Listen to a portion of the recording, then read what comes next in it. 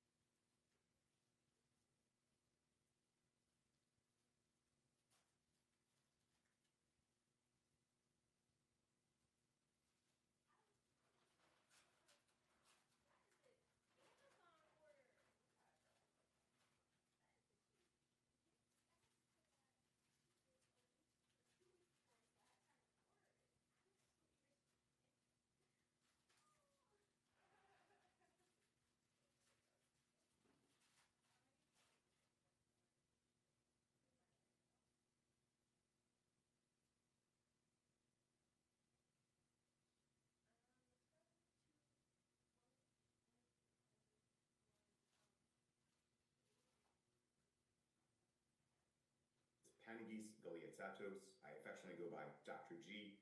I'm an associate professor at Johns Hopkins. I'm a lung and critical care doctor, and most importantly, I'm a member of this amazing HEAT team. Now, I'm so sorry I can't be there in person. You heard one of my titles a second ago was being a physician, and I was just asked to see extra patients today. So helping out where we can, and we all play our strengths, but you're in good hands with my colleagues, my teammates, my friends, and also I affectionately call them my family. But let me take a step back real quick. Many of you are here today, love it, excited that you're here. Our job is to really promote health and wellness in the most effective and efficient manner, and this happens in the schools. Schools promote health every day. And the way I learned that was about 5 years ago. So let me walk you through a story. We've all been impacted 5 years ago by COVID-19, right? That pandemic that began slowly coming up and then crashing upon us like a tidal wave. What I didn't know at that moment is how much it'll affect not just me as a physician. Look, I ran COVID intensive care units, I ran long COVID clinics, I helped out with COVID-19 vaccinations and so forth. In Maryland, March 13th, it was a Friday, that's when kind of this public health policies came out. We're going into lockdown, we're shutting things down. What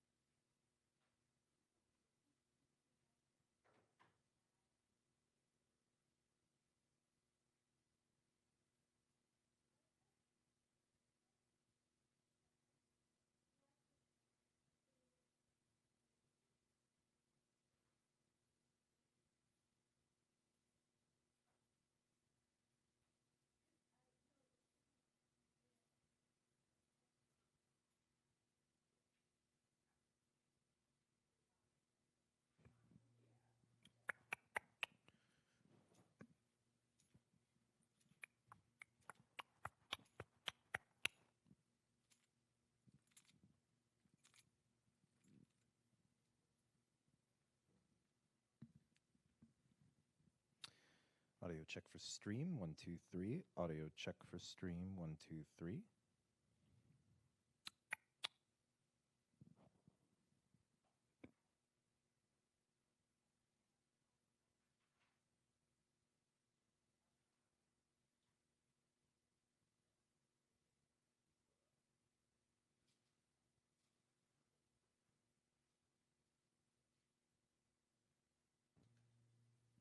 Levels, levels, levels, levels, levels.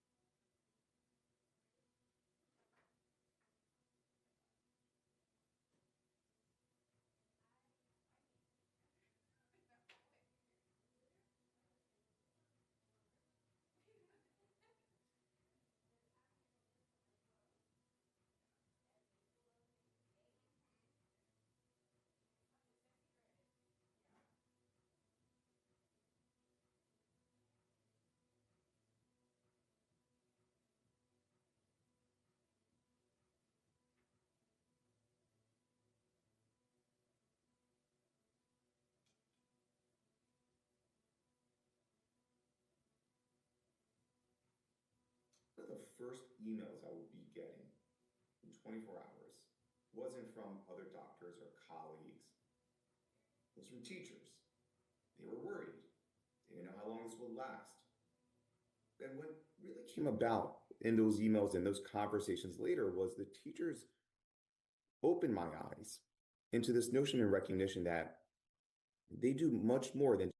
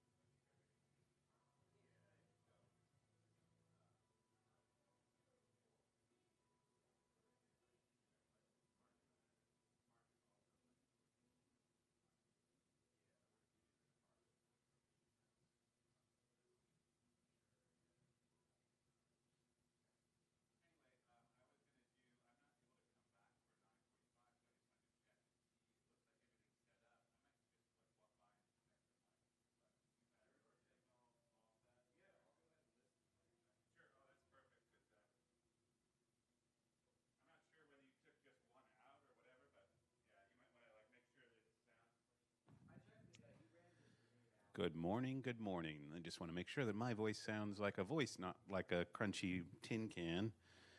And, oh, well, thank you.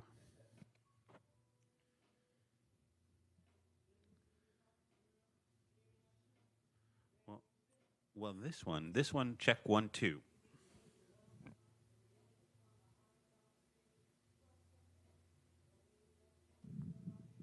And this is number 6, number 6, number 6.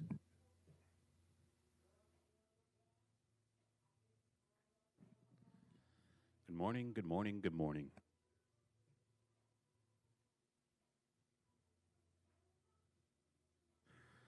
Hello, hello, check 1, 2.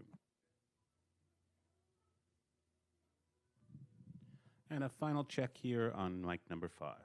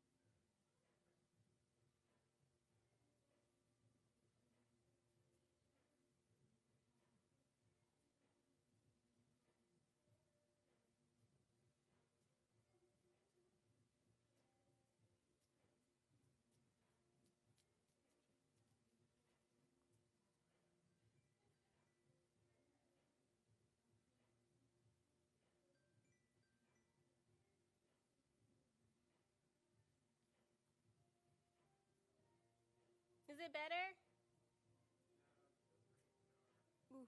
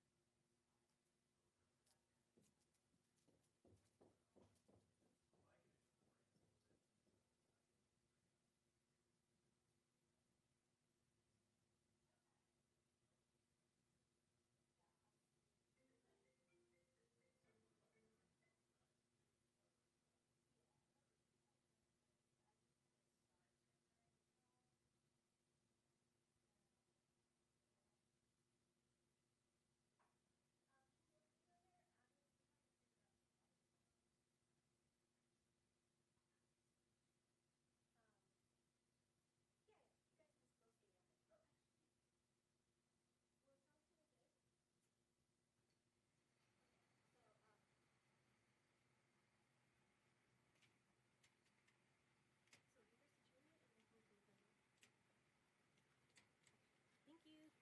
Yeah. All right, bye.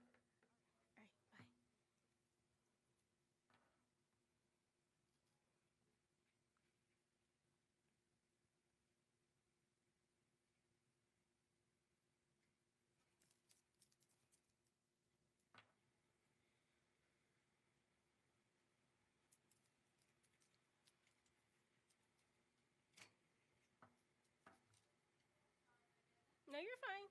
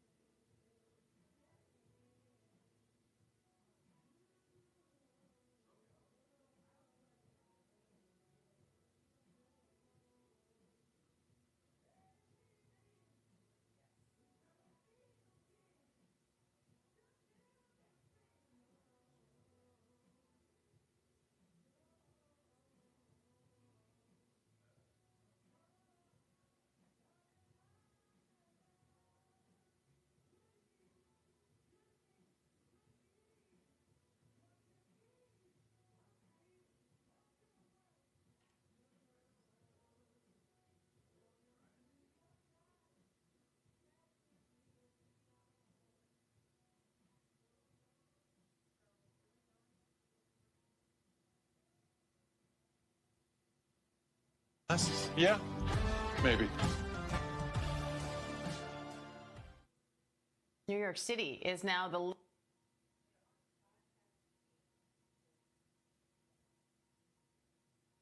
latest school district to ban cell phones in classrooms. The new bell-to-bell ban means no unsanctioned use of smartphones and other internet-enabled personal devices on school grounds in K through 12 schools for the entire school day. That includes lunch, study hall periods. Deputy Director for Johns Hopkins University Center for Safe and Healthy Schools, Annette Campbell-Anderson, is here with more on that. Hi, Annette. Thanks for coming on. So what are you hearing about how this bell-to-bell ban is going so far? Yes, thank you, and good morning, Diane. I think that what we're seeing is that there's a lot of different variety in how these bans have rolled out. A year ago, there were only about 11 state bans, and now we're up to over 30 states that have some type of bans or restrictions on cell phones in schools. So while New York, for example, has a bell-to-bell ban, there are other states that have bans on high schoolers only having cell phones off and away during instructional hours, for example. There are differences in how that goes for middle school students and for high school students, for example. So there's lots of variety in how states and districts and schools, in fact, have rolled these out. Some schools have teacher-led classroom bans. And so while we have a lot of anecdotal data to show that there's lots of improvements around distractibility in schools, the jury's still out on what the long-term impact of this will be. Cell phone bans have major bipartisan support across the country. At least 34 states have some kind of ban, and more are expected to follow suit. Why do you think this is gaining so much traction? I think coming out of the pandemic, what we have realized is that there's so much around us in terms of distractibility. We've seen, there's been trolling. People are getting likes for negative behavior. There's lots of taping of things happening in schools that is negative behavior as well. So what you're seeing is that schools are trying to pull this back a little bit so that they can have greater control over the instructional process. We're also in a time where we're challenged around academic growth, and many teachers cite that the distraction of cell phones is interfering with strong instructional practices from being implemented. So now if parents want to get a message to a kid at one of these schools, they have to call the school and ask a faculty member to relay that message to their child. What do you say to parents who want to be able to contact their kid more easily, especially in an emergency? Well, I think that schools have taken this into account as they've created their policies. Lots of schools have had focus groups with families so that they can try to determine what the best method is to be in touch with families. But we know that in wealthier districts, for example, students also often have Apple Watches, and they also have other devices that they can use to get in touch with their families. Many districts, though, have a plan that they roll out to families for how those families can get in touch with the front office, as they used to do before we had all of these devices, so that they can be in touch with their child. So when you say internet-enabled devices, a smartwatch wouldn't count? Well, some schools have policies on that and some do not. And so I think that's what we're seeing. What we really need to find out is, what is the long-term impact of having all of these bans? Is it really improving academic outcomes? Are we really improving the mental health? The mental health of our young people coming out of the pandemic is one of the primary reasons that advocates say that we really need to push forward with these bans. But we haven't had a gold standard randomized controlled trial yet to see whether or not having these bans in place are having a positive impact on mental health. So we do know that that is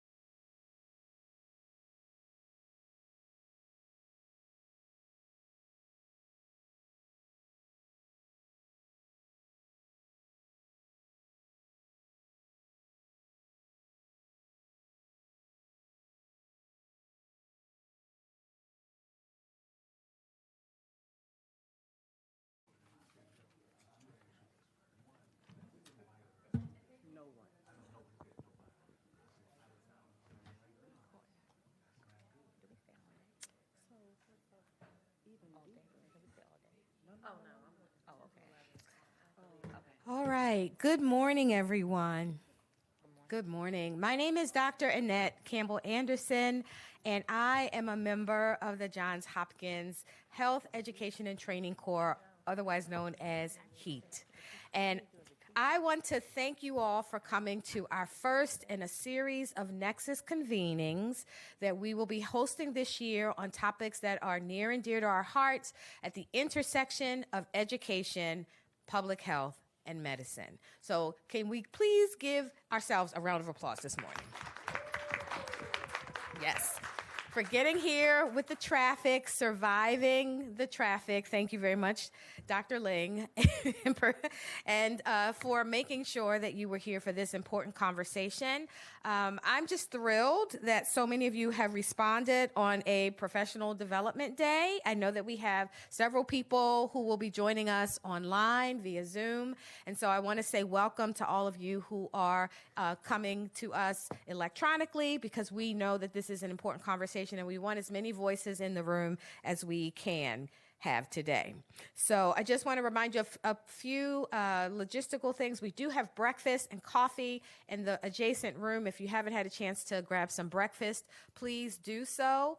And the restrooms are out in the hallway and then to your left. So if you need the facilities, please find them out in the hallway to the left. So this morning we are bringing together a whole band of superstars and superheroes, people who are in the field, people who are doing the work, people who every day are touching the lives of our students. And we're going to be talking about social media and mental health today. I'm very thrilled to have some very distinguished guests here. But first, we're going to have an opening remark video from one of our HEAT team founders, Dr. Panagis Galiatsaitos, who could not be here because he is such a superhero. He's always in 12 places at once. And up until yesterday, we thought he could come, but there was a last-minute change in his schedule. And because he is such an amazing person, he has sent us a welcome video in its place. So we just want to say thank you to Dr. G for the video. And when we're ready, we can begin so that we can all see this together. Hello, everyone. My name is Panagis Galiatsaitos. I affectionately go by Dr. G. I'm an associate professor at Johns Hopkins. I'm a lung and critical care doctor. And most importantly, I'm a member of this amazing HEAT team. Now, I'm so sorry I can't be there in person. You heard one of my titles a second ago was being a physician, and I was just asked to see extra patients today. So helping out where we can, and we all play our strengths, but you're in good hands with my colleagues, my teammates, my friends, and also I affectionately call them my family. But let me take a step back real quick. Many of you are here today, love it, excited that you're here.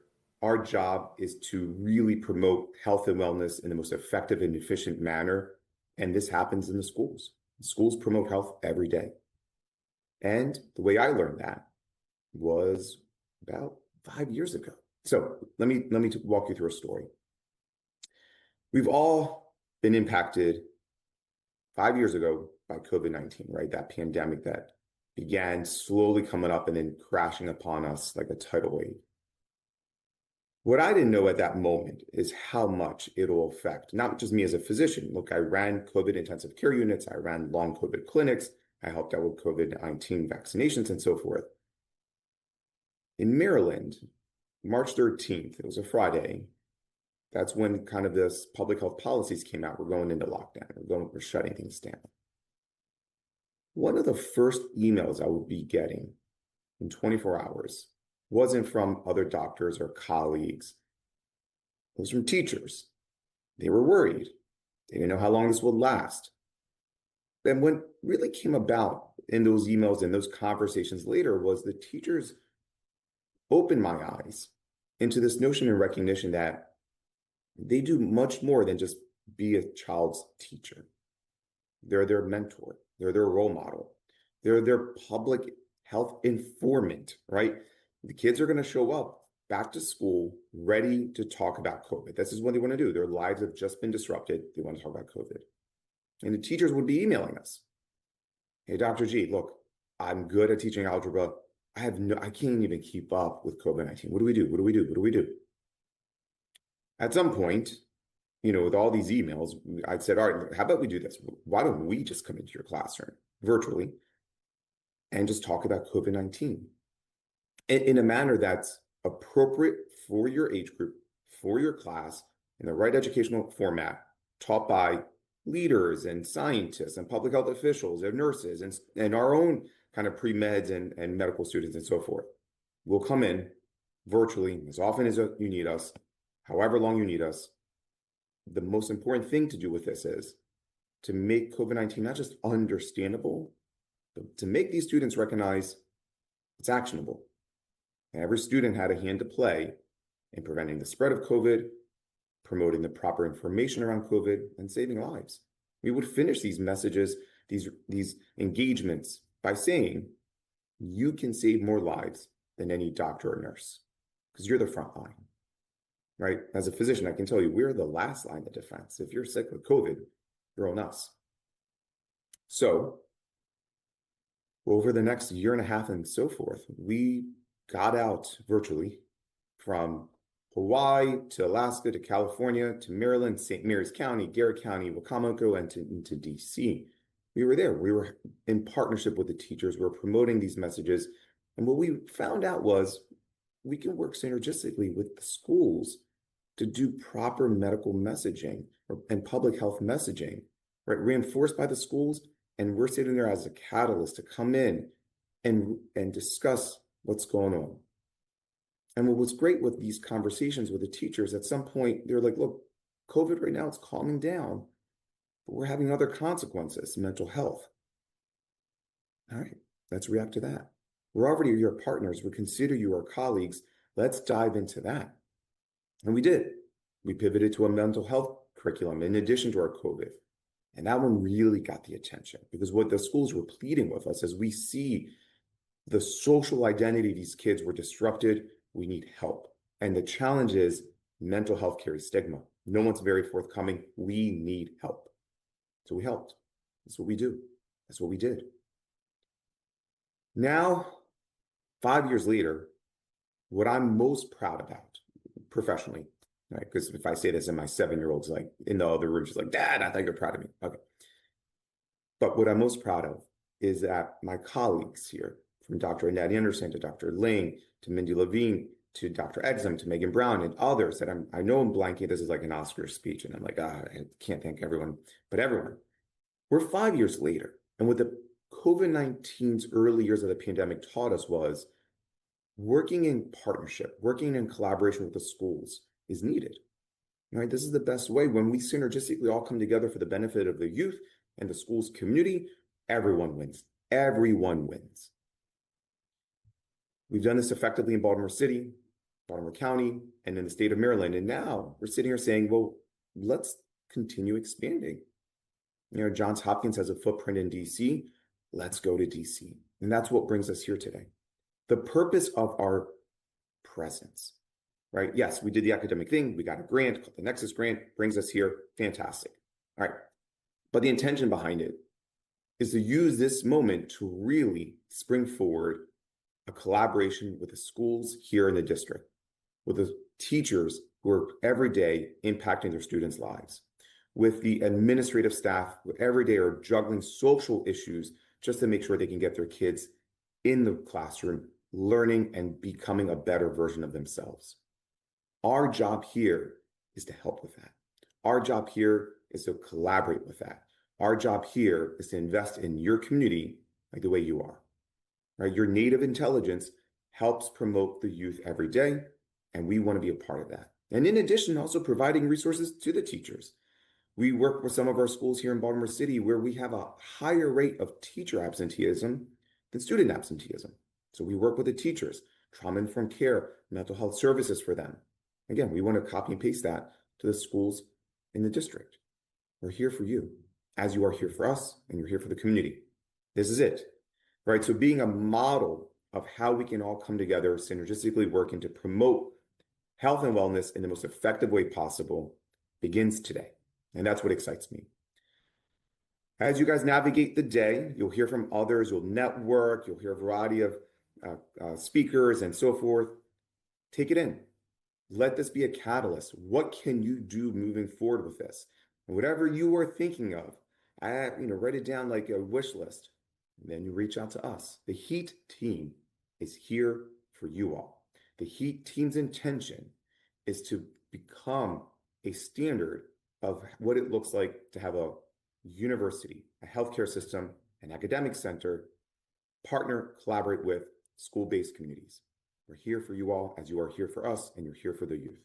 So as you move forward, and I've run out of dad jokes, which is great, and the recording probably will end in a little bit, enjoy the day. We have other events like this coming up, and we're excited to continue promoting them. But you see the HEAT team, pull them aside. Hey, I have this issue going on in our schools. Can you guys help with that? We have this issue, help us with that. No public health concern is too small or too big. Let us know so we can continue working with you all. I really appreciate the time and the opportunity to speak with you all today.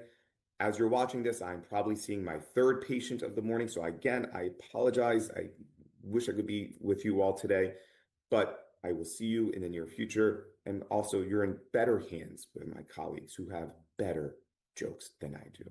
So thank you all so much. I always finish with saying, let's make medicine a public trust by doing it where the public trusts. And what better trusted system than the schools? Thank you so much. Enjoy the day. Thank you, Panagus, wherever you are. He's such an inspiration to our team, and I'm just so grateful to work with him. We're going to start with our agenda for today. So if we can put up our agenda just briefly so that I can just quickly go through our agenda. So we are going to have our panel in a few minutes where we're going to be talking about to ban or not to ban, the impact of cell phone bans in schools. That will be followed by a presentation that I am going to do on cell phones and social media and mental health. Then we'll have lunch at noon, and then we'll come back at 1 for our panel on improving mental health outcomes for vulnerable student populations.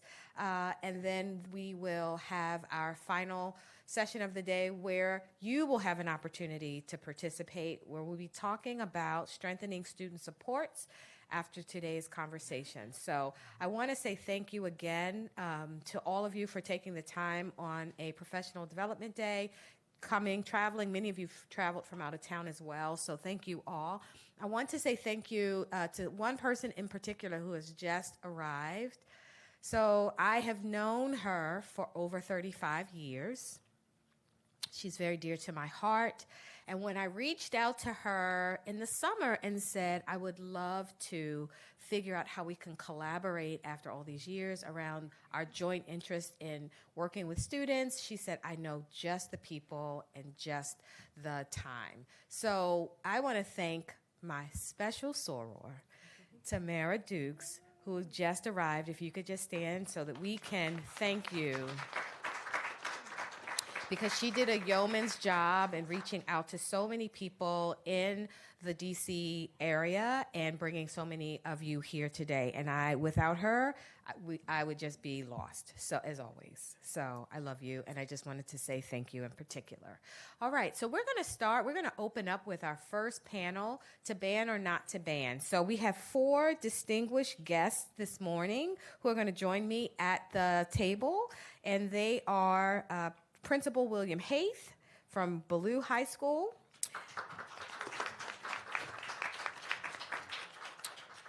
Principal Charlotte Butler Strickland from Hart Middle School. Principal Courtney Stafford from McKinley High School. And Principal Samantha Bright from Coolidge High School. And I'm told that several of these beautiful women are also my sorors, so you'll have to excuse me because I'm always excited to see. Absolutely. Absolutely. It's okay. We know that pink is just a lighter shade of red. We know. So we love you still.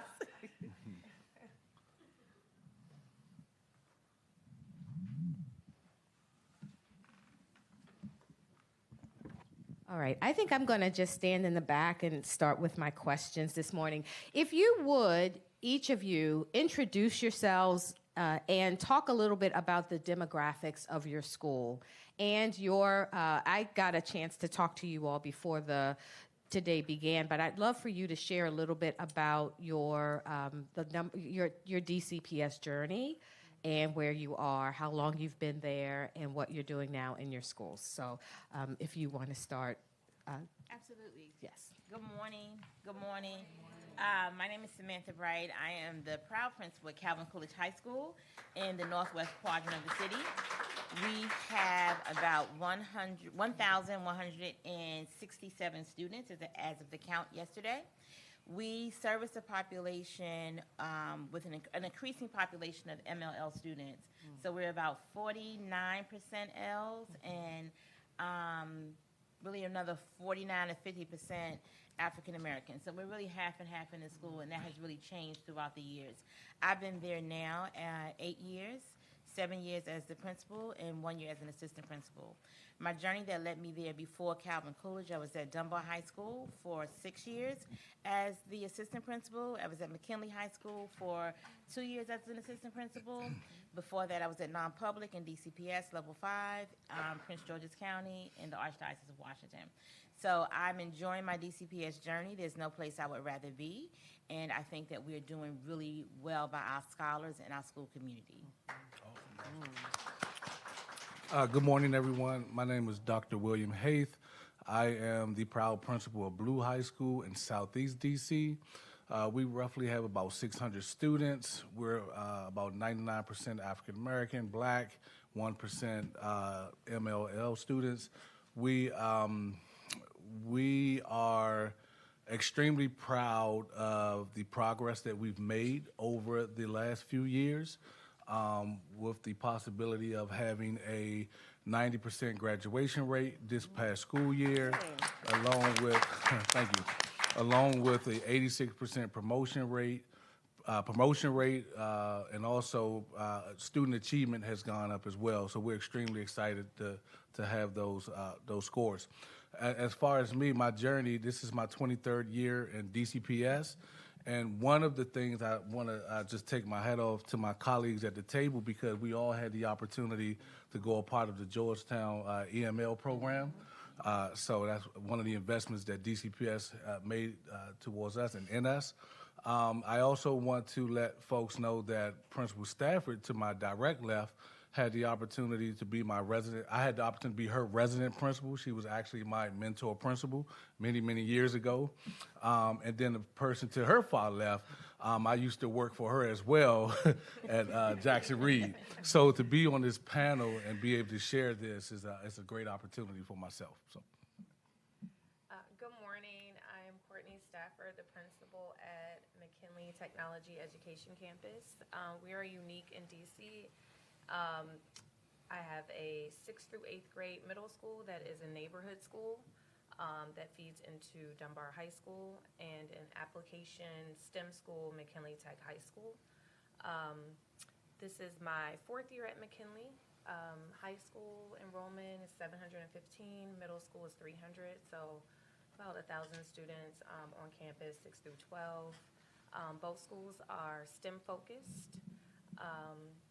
The population for McKinley Middle, 20% special education, 15% multi-language learners, and African American students make up the rest of the demographic. And McKinley Tech is about 92% African American, with Caucasian and multi-language learners as the other percentage. My charge over the past 4 years is merging our two campuses together. We're both STEM schools, and being able to learn from each other, middle school, high school, vertical articulation. And this year we saw some significant gains in ELA. I started an early high school program where I have some middle school students taking upper level math classes at the high school. Good morning. My name is Charlotte Butler Strickland, and I will say you have assembled like the dream team, dopest. right? I've had the honor of working alongside several of them for a long time. I have been in DCPS. This is my 17th year in DCPS, but my 26th year in education. I began my DCPS journey at Jackson Reed High School as the assistant principal, where I worked alongside of Dr. Haith. And then from there, I had the opportunity to be a part of an amazing fellowship, which was the Mary Jane Patterson Fellowship, where I actually met and worked with Principal Stafford. In 2014, I transitioned from the assistant principalship to be the principal at Charles Hart Middle School.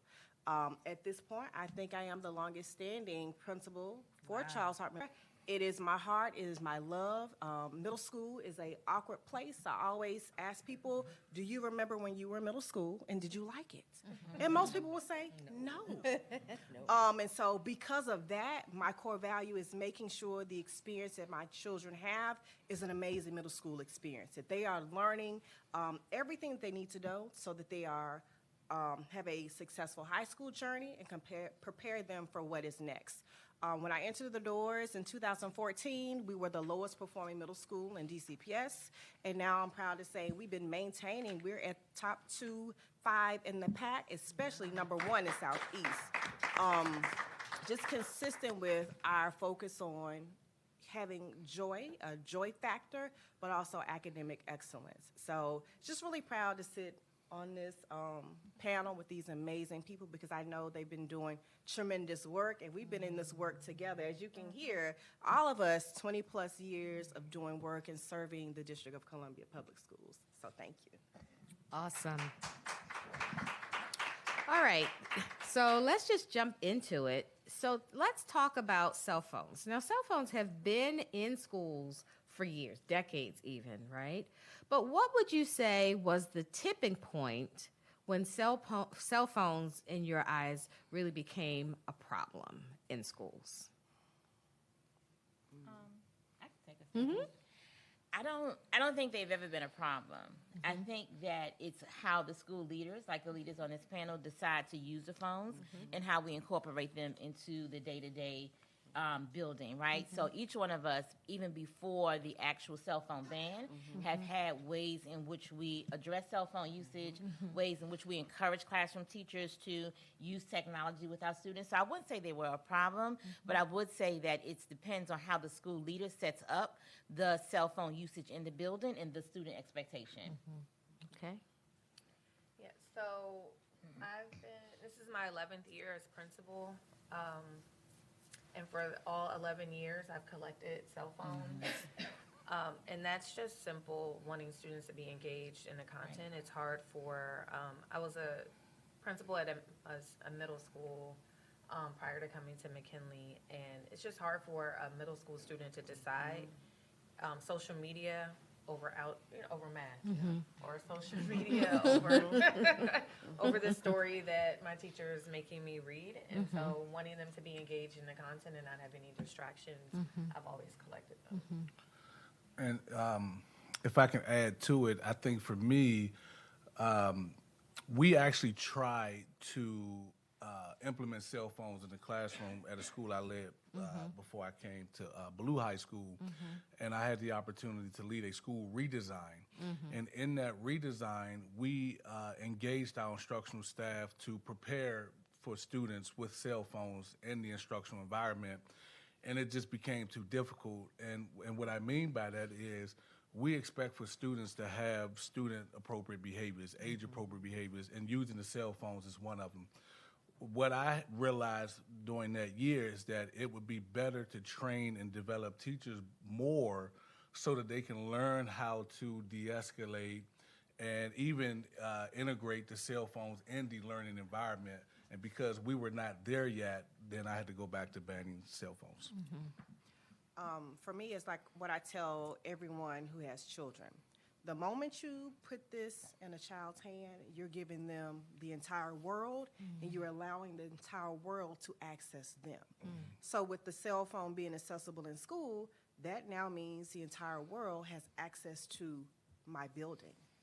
And so I always share with parents in the spirit of safety of our school community and, of course, the sacredcy of the work that we're doing in our classrooms each and every day. We can't have a phone. it's a protection of them because, of course, not all kids know how to use cell phones responsibly. So I will say, like, prior to COVID, we tried as an incentive, we would allow the students to have their phones during lunchtime. And then everybody's not going to make a good choice of what to use their phone for during lunchtime. And so then we had to realize, ooh, we still giving people too much access to our building and our kids, even in that small 45-minute time. And then we had to shift to, we've been collecting cell phones now for over 6 years, and it has drastically changed our school community. So were there policies in place from your central office around cell phone use and bans, or were these were individual school decisions that you all made? Student handbooks. Up until this year. Up until this year. So, it was choice school by school, how that school leader wanted to implement a cell phone rule or ban.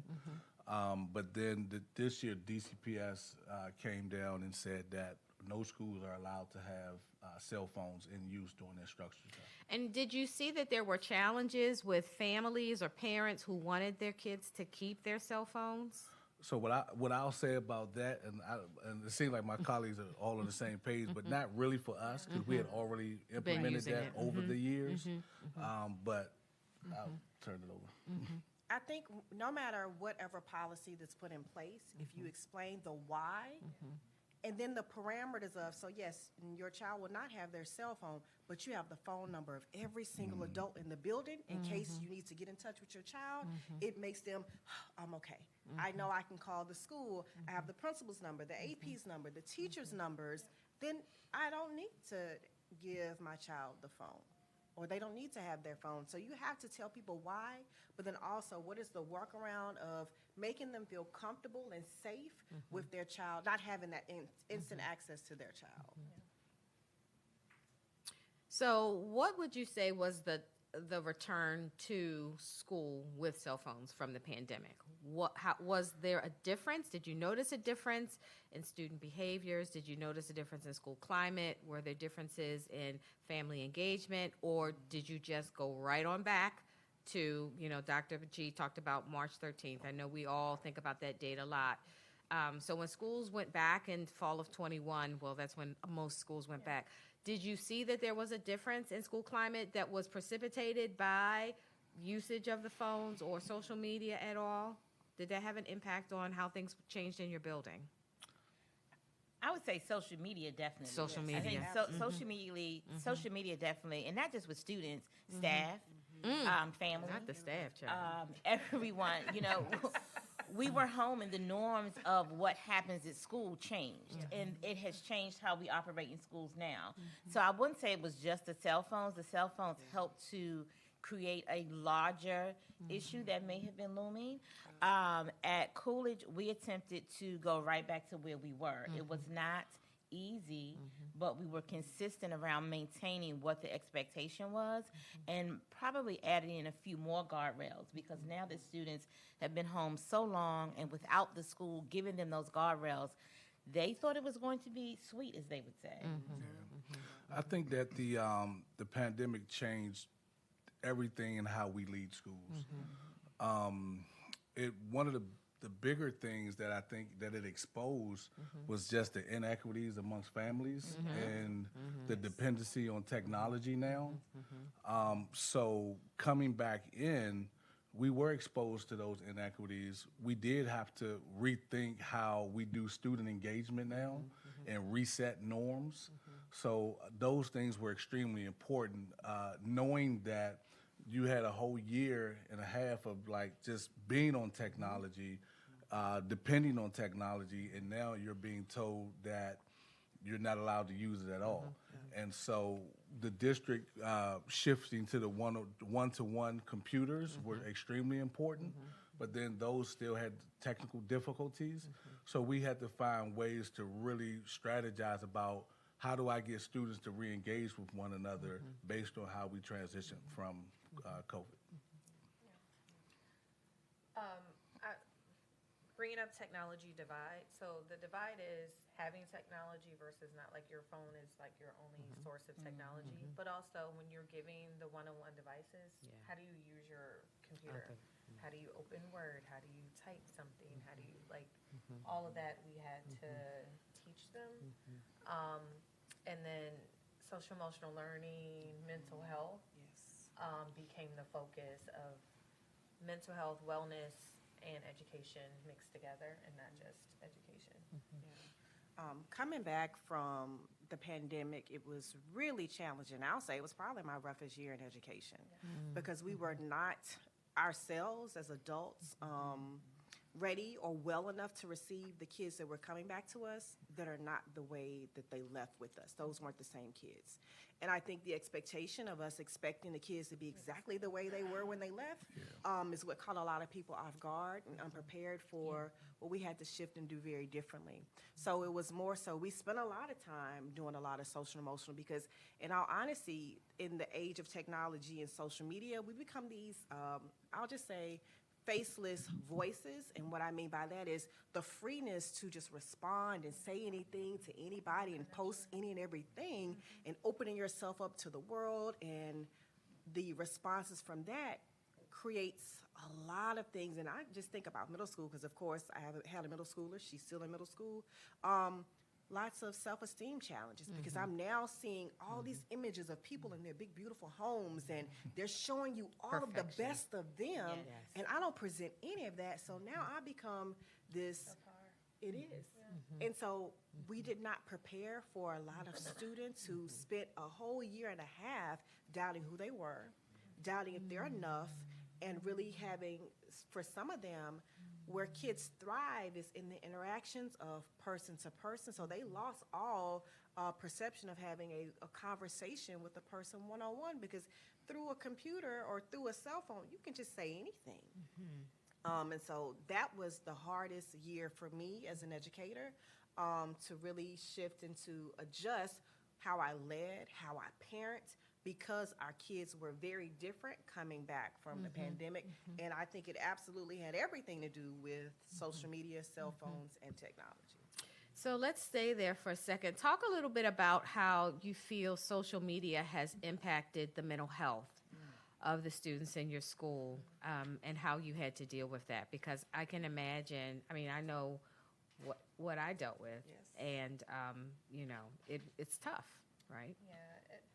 Definitely brought on a lot of anxiety.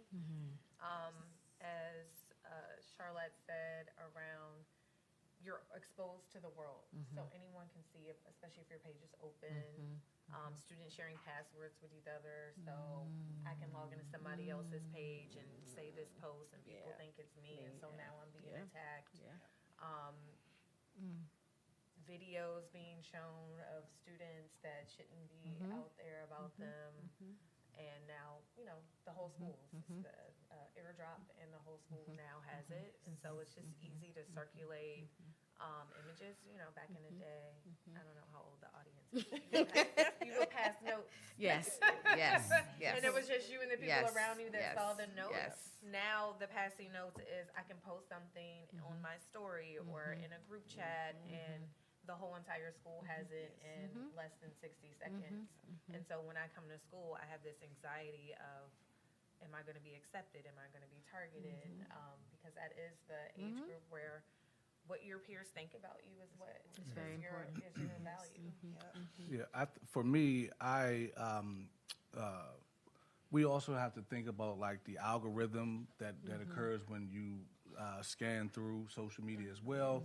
I've had students who did not feel so great about themselves. They may have clicked on something that had identified with them, and next thing you know, that's it's in the ether, playing over and over on their timeline, and so they get this sense of not belonging, sense of no support, and I think so when we have those moments, sometimes when it gets to us, it's a little too late. They've already had certain thoughts of harm to themselves and things like that. So that's something that we really have to be more monitor with like fidelity, and so especially in my community because A lot of my students like some of the local rappers and things like that, so they're constantly following them. And not all rap is bad, but some of the language that occurs, that algorithm comes in and play. Next thing they're showing you this, they're showing you this. And students do take that in, and they start to feel a little indifferent about themselves. I would totally agree. I think it can disrupt your whole school culture on any given day. As Courtney said, if this gets out or something that has affected one student has now been airdropped to the whole community, you end up with a day that has turned in very non-productive. Then you end up with different groups of students tending to side with one another. That ends up into, now are we going to have some type of physical altercation because one group is helping another group and they get to texting, and before you know it, it can definitely spin out of control. You were going to say something? No, I was just going to kind of connect that and say, and we also during this time saw a rise in lots of videos and images that condone violence in lots of spaces where it glamorized, where especially, and I just think about my young ladies where, it's okay to just be violent. If we got an issue, we fighting. We're not having a conversation. And so, and so seeing those images as this is what you're supposed to do, then they begin to think this is what we're supposed to do. And, we've developed this whole, and I'll call it pull-up culture, where, I got a problem with you, I'm pulling up, or I'm going to your house, or I'm going to have my people come find your people. All of that became, or I saw a large rise in that, which is why we definitely had to say no cell phones, because it would take one text message from my school where one kid texts their parent, I'm having an issue with this child, and we got 20 parents and kids outside of our door ready to greet us at the end of dismissal. So it was, like I said, when we take away this, it protects our schools and our students. And so how have you worked with your staff to help to monitor and manage this social media culture that you say has had such an impact on your day-to-day? Because I think that training is also really important. And it was also mentioned that, the teachers also are big consumers of social media. And so as school leaders, how do you handle that challenge in terms of training, in terms of support for your staff? And, we do have, schools that have some teacher turnover, so you're getting new staff and you're having to re-onboard them and to help them to understand what the standard is for the school culture. How have you been able to do that successfully and work with your staff to help them to also understand that this is what we do here? I'm of the mindset, and I believe in changing the algorithm. And how you change the algorithm is you create and put out more positive content so that they're able to consume more positive content. So I encourage my teachers to post positive things about what's going on in our school and our classrooms. So of course, as the kids are following us, they're beginning to see more positive things in their feed. And so that's how we begin to change the algorithm of what kids see is with their connection with us. And we're constantly putting out positive things so it shifts what they see on a regular basis. Great. I think I'm excited that you actually asked this question because Principal Strickland over at Hart, if you don't follow Hart's Instagram page, you should, because she includes her staff in her videos, and they are awesome. I'm telling you. But for me, I agree with Principal Strickland. While at Anacostia, I started the Why Anna campaign. That was extremely important because it was all about trying to change the narrative of a school that was in Southeast D.C. Now at Blue, we do the hashtag Choose Blue, and it's important to combat the negative images that students see on a daily basis with your own positive images so that it can have that kind of impact. And one of the things that really hurt as a building leader is that when I do give students the opportunity to have their cell phones during lunch or whatever it may be, and some incident may happen as we're coming down the steps to try to engage the incident, all I can see is cell phones out recording. And when we talk about mental health, the victim of that now has a recurring record of what happened. and no one is thinking about the damage to that student and wanting to now transfer, not come to school. We can even look at it as bullying. There's so many factors that contribute into recording incident that that really perpetuates like the mental wellness component of this, and I think that's a bigger problem for me than anything else. So.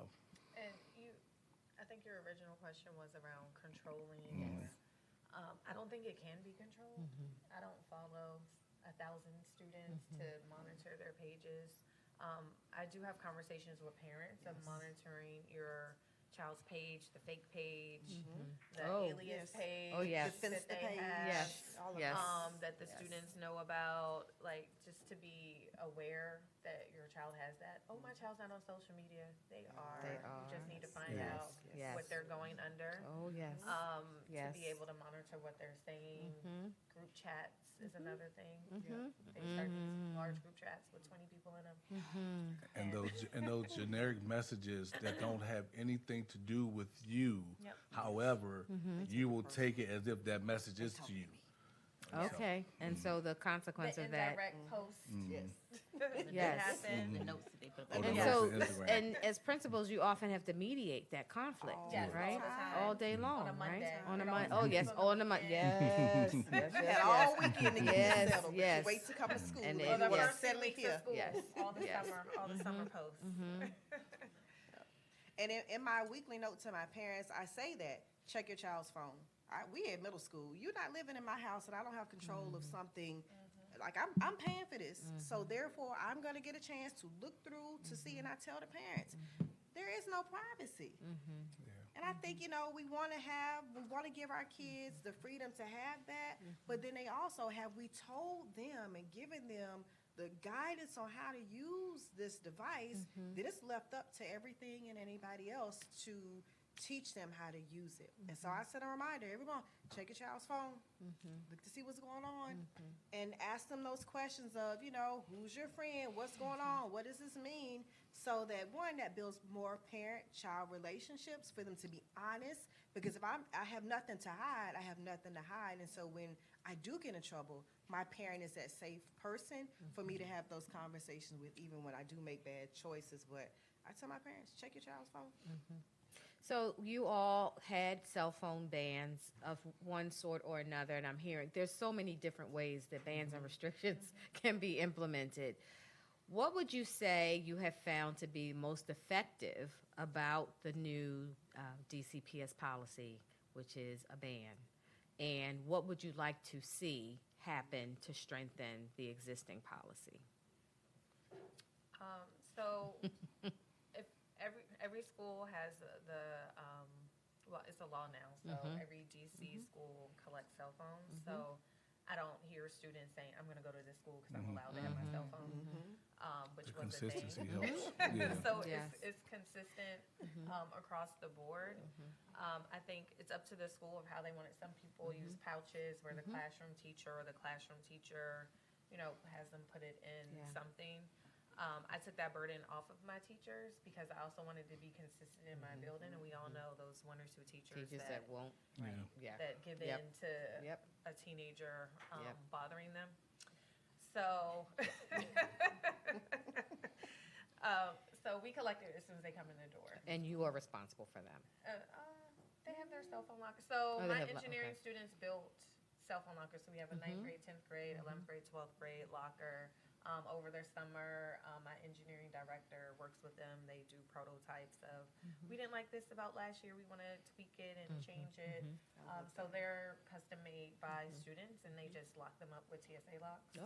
So they're responsible for it on their own. Whereas middle school, we have boxes, and we give them a number, and then lock their phones up in the closet.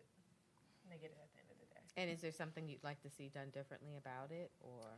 No, the system's working well.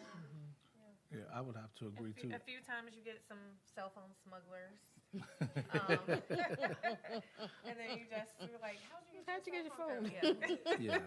I think the biggest thing is just consistency across the district now.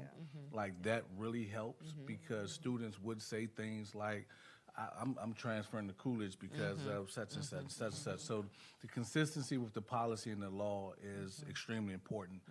But as far as a change, one possible change could be collecting cell phones in the morning requires a lot of resources. Yes, I'm just thinking about that. Who's responsible? And so in most schools, it's the climate team or some variations of the climate team, which requires a lot of personnel in one area, where there are several other areas in the school that needs to be supported at that time, along with safe passage and things like that. And so you're kind of limited when you have to collect cell phones. And there's other entry procedures that different schools may have that also require support. So when we think about the collection of cell phones, there could be some additional funds to support maybe some type of lockers in the front of your building, additional bins, maybe one additional personnel that could support that alone. But outside of that, I think the policy is written in a way that actually supports schools so that we can do some of the things that we need to do to enforce the cell phone policy. And for us, with any kind of technology, there's always innovation. So our kids are very innovative. Yes. And so as they begin to get innovative, we have to get right innovative with them. I just think about in the spaces of like, we not only, I'm taking your phone, I need your watch, I need your AirPods, Right. Your all of the tablet. things. We're going to put all of this in the same little, and so our kids are so used to it, we really just kind of stand back. They find their name, they put their device in, because they know you still got to go through security, and our security is looking for it. Like I always tell the story of, I had a girl back from COVID. She tried to put her phone in her ham sandwich. Like, it's not gonna come out. Like, she literally put her phone in between the bread and the meat and thought that we weren't gonna figure it out. I was like, we eventually gonna figure it out. And also, the kids are gonna tell. So don't think you go get your phone, because they're gonna be like, so-and-so got their phone in. So understanding those things. Like, I think about as things evolve, how we have to prepare to evolve. Because like now, we have Metaglass. So we have all of those things that still give kids access to their phone. We have to be aware of those as well. And so the more we as adults continue to understand, listen, this policy may have to evolve based on the things, because you just never know. 10 years from now, this going to be your phone in your hand, So what is that going to look like when it becomes a different kind of wearable technology? I would agree. I like the cell phone policy. The cell phone policy, it works. It's really good. It's really enforcing what we've already been doing. We have cell phone lockers at Coolidge. If I would change anything, I would change the funding, as Hicks said, because it was quite expense to take on cell phone lockers for over 1,000 students, right? So maybe enter into some type of contract that the district can enter into, that we can all benefit for that. Other than that, though, I think the policy is working. Charlotte makes me think of, we have the new thing now. So the students put their cell phones in the cell phone lockers before they enter the building, before they come to the metal detector. So we allow students to bring in Stanley cups in case they want water, and we have ice and water. So they put the cell phones now in the Stanley cups. And they're trying to get the Stanley cups through the metal detector. They've even gone so far that they'll put ice in a bag over top of the Stanley cup. So it's like they're always attempting to evolve. You have to appreciate it, right? I appreciate you thinking. Yes. But I think the biggest thing is like additional funding as we begin to continue to grow and implement the policy.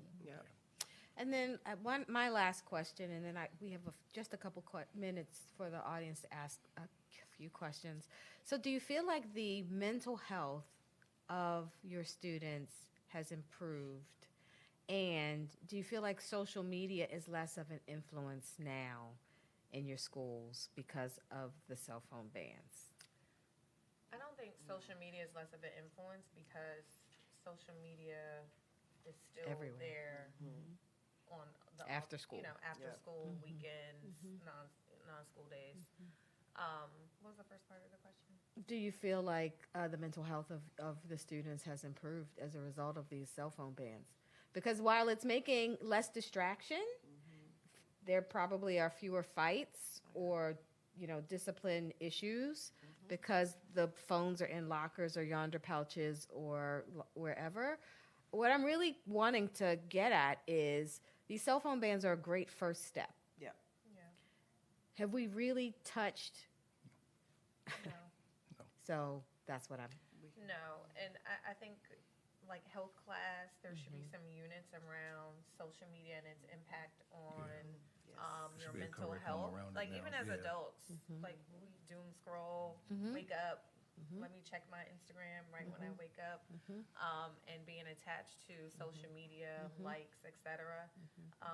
But that does play a toll on your mental health, not realizing it or not. But if you have some lessons to learn about how it is, some research-based things, you know, we can educate students. But I don't think taking them away during school hours leads to improved mental health. Yep. Because we still have one-on-one devices. Like I have students will Google chat their parents now or be on Teams. Oh. You know what I'm saying? The Like, you're innovation, still, right? you The know, innovation. You still can communicate with someone outside of the building in a different way because you have a device. And pretty much all of my teachers use Canvas and have students on devices to learn curriculum. You know, your one-on-one device still has a camera. You can still record using it. It's just not a cell phone. I think the mental health is such a larger issue for communities. Right? I think we need to do more work around community mental health and how can we engage our parents in supporting, because that's where it starts. Some of it is just generations of mental health issues or mental health concerns. Some of it is more pronounced now that we have COVID and we're identifying it differently. And I think identification looks different and we're naming it, but what are we doing to support it? Right. For social media, it is what it is, right? It's going to be there. It's not going anywhere. I think we have to continue to find ways to try to give students the balance. So at schools, when I think about my school, when I entered, we were 200 people, 200 students. Social media is what helped us get to 1,000 students. So I can't say that it's over only the bad part about it, but just really trying to consistently remind students that there are positives and negatives to all of it and showing them both ways and letting them engage in both ways. So where we may have our media network, we have, like Charlotte says, the videos, we have the campaigns that they're running, but really helping them find the balance of know that it's not all good, it's not all bad, but I think we have to do a better job of educating our community and giving our community resources.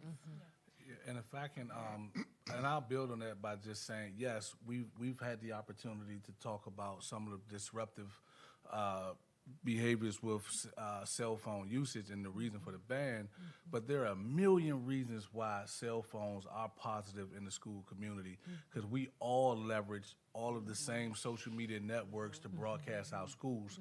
And so we do have to find a way where we can kind of integrate the two. When I think about the mental health piece to this, one example, high schools are a little different than middle schools. And one example is that high school start at 9 o'clock. And if I step outside at 9 o'clock, I'll have about 75 students out there doing their last TikTok dances or doing the new, whatever the new dance is at that time. And they will actually get really, really mad when I come out and say it's time to go to school because they have to put their cell phones away and turn it in. And I'm talking about they go from a very pleasant student and some can go to a really irate student. And so just being able to de-escalate that in the moment matters. There are other incidents that do happen in the school where they don't feel safe without their cell phones, something that Principal Strickland mentioned earlier. And we have to communicate with families to say things like, hey, we don't really want you communicating with your child right now because we want the messaging to be coming from us on what needs to happen. Because during these drills or some type of emergency situation, I don't want you to give your child information that goes against what I am trying to do. So there are several pieces to this where I do think that there should be much more professional development with teachers to support how to go about supporting cell phones, but also the mental health piece around it'll be okay if you don't do your TikTok video before you go to school. And so what we started doing, I got from a colleague, is that when you come in after 9:30, then we keep your cell phones till 4 o'clock. And students, oh man, you should see them running down the street so that we don't have to keep their cell phones till 4 o'clock. But there's this connectedness that people in general have to their cell phones that's kind of trickling down to our students, where if you have to get, like if I have to give my cell phone up for 8 hours, I would probably be a little upset. I would probably wonder, like, how am I going to get throughout the day? Because I love having a moment where I can get on my phone to see what new news feed is there or something like that. I'm not one of the folks who practice social media distance, abstinence. I don't do it because I don't want to, and I don't have to because I'm an adult. And so, unless, but like I tell my students though, unless my job tells me that I can't do it. We know that people work in shifts where they can't have their phones, and they have to do it. So, you know, but just as adults, I don't like to be away from my cell phone. And so I do know that it hurts when students have to be away from theirs. The difference between us and them, I can go get my cell phone out my office and be on it. They don't have that. And so how do we respond to that?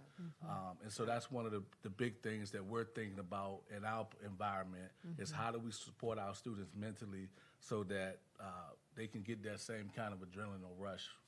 So you're advocating for cell phone bans for principals. I think that's what I hear. Not at all. I think that's what I heard you say. What he actually illuminated is the adults have to model the expectations. So if they see you with your phone in your hand and you scrolling and you on Amazon and you're doing all of those things, you're absolutely negating and encouraging the need for doing that. So I always tell my staff, you know, hey, unless it's an emergency, you shouldn't have your phone in your hand because you're supposed to be teaching it and doing all of the things. And I even try to, in spaces myself, not to be trapped into continuing to have my phone in my hand and responding or those things. And even when I get home with my own children, monitoring how much they see me on social media as well, because it's just not good. And so if we're the adults not modeling what we want for kids or what we know is best for kids, it's really hard for us to be, because it's not, no longer are we of the age where it's, you know, you do what I say do. Right. No, they're going to do what they see you do and understanding the implications of the stuff that the adults do that actually absolutely triggers the kids. So, all right, so we are at time, but I just want to very briefly open the floor if there is one or two questions from the audience. Yes, we do have a question. Quick. Since the reality, I'm Natasha. Nice to meet you all. Since the reality for a lot of our students is social media, is there a mandate or is there a course that is mandated in your school for digital citizenship? If so, how and who does it? Yeah, so before students get their device for the year, they have to go through a digital citizenship module that DCPS puts together, and we just run it through either social studies or English. So all the students go through, they have to sign that they did it and take a quiz. And there's been times I've used that when students misuse social media as a consequence, like you knew that you weren't supposed to do this because it says it in the policy. But it teaches them like how to be a digital citizen.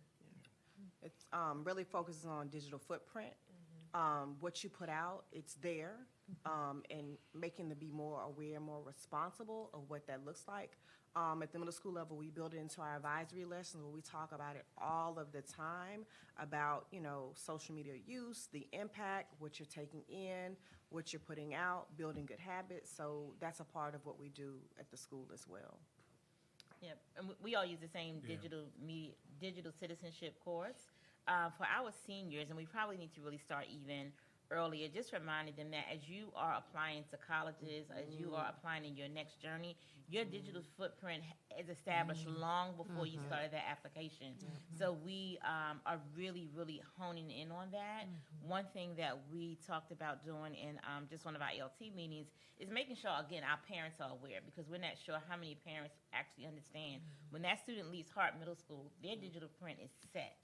And it begins to only You know, it just changes over time, and whatever they put in it, it can be pulled back up. But every student in DCPS is a part of that course. And I'll share, and I'm sure Principal Ryder shared, like we shared a student. She was my middle school student. She's a huge social media influencer in the city as a middle schooler. She goes to high school. Yes. Her following continues to grow. She made one post, and it created massive chaos in the entire city. So much so, she had to go to court. In the city? Yes, No, because in the city. It's not just like in my school in Washington, D.C. Yes. Really? And she had to be, because of the chaos that ensued at that activity, she was held responsible for that because of her posts. And so I use that as a teachable moment to our kids. You have to be careful about what you put out because you never know how it may grow or spread or what pandemonium it may create just because of one post. Yep. And that's why they're called influencers, because they influence you to do something. It's not advertisements anymore. It's the person saying, oh, I drink this drink because I'm a runner and I feel great about it. And you're looking at a familiar face who's not a celebrity. You're like, oh, I'm going to try the drink too. But knowing that they're getting that drink for free. Because they're there to influence you to buy that. It's a new marketing thing. So. And I'll be just a little bit vulnerable for myself. My daughter had an Instagram page, which I had created one under my name for her that I could monitor. And she had created another page.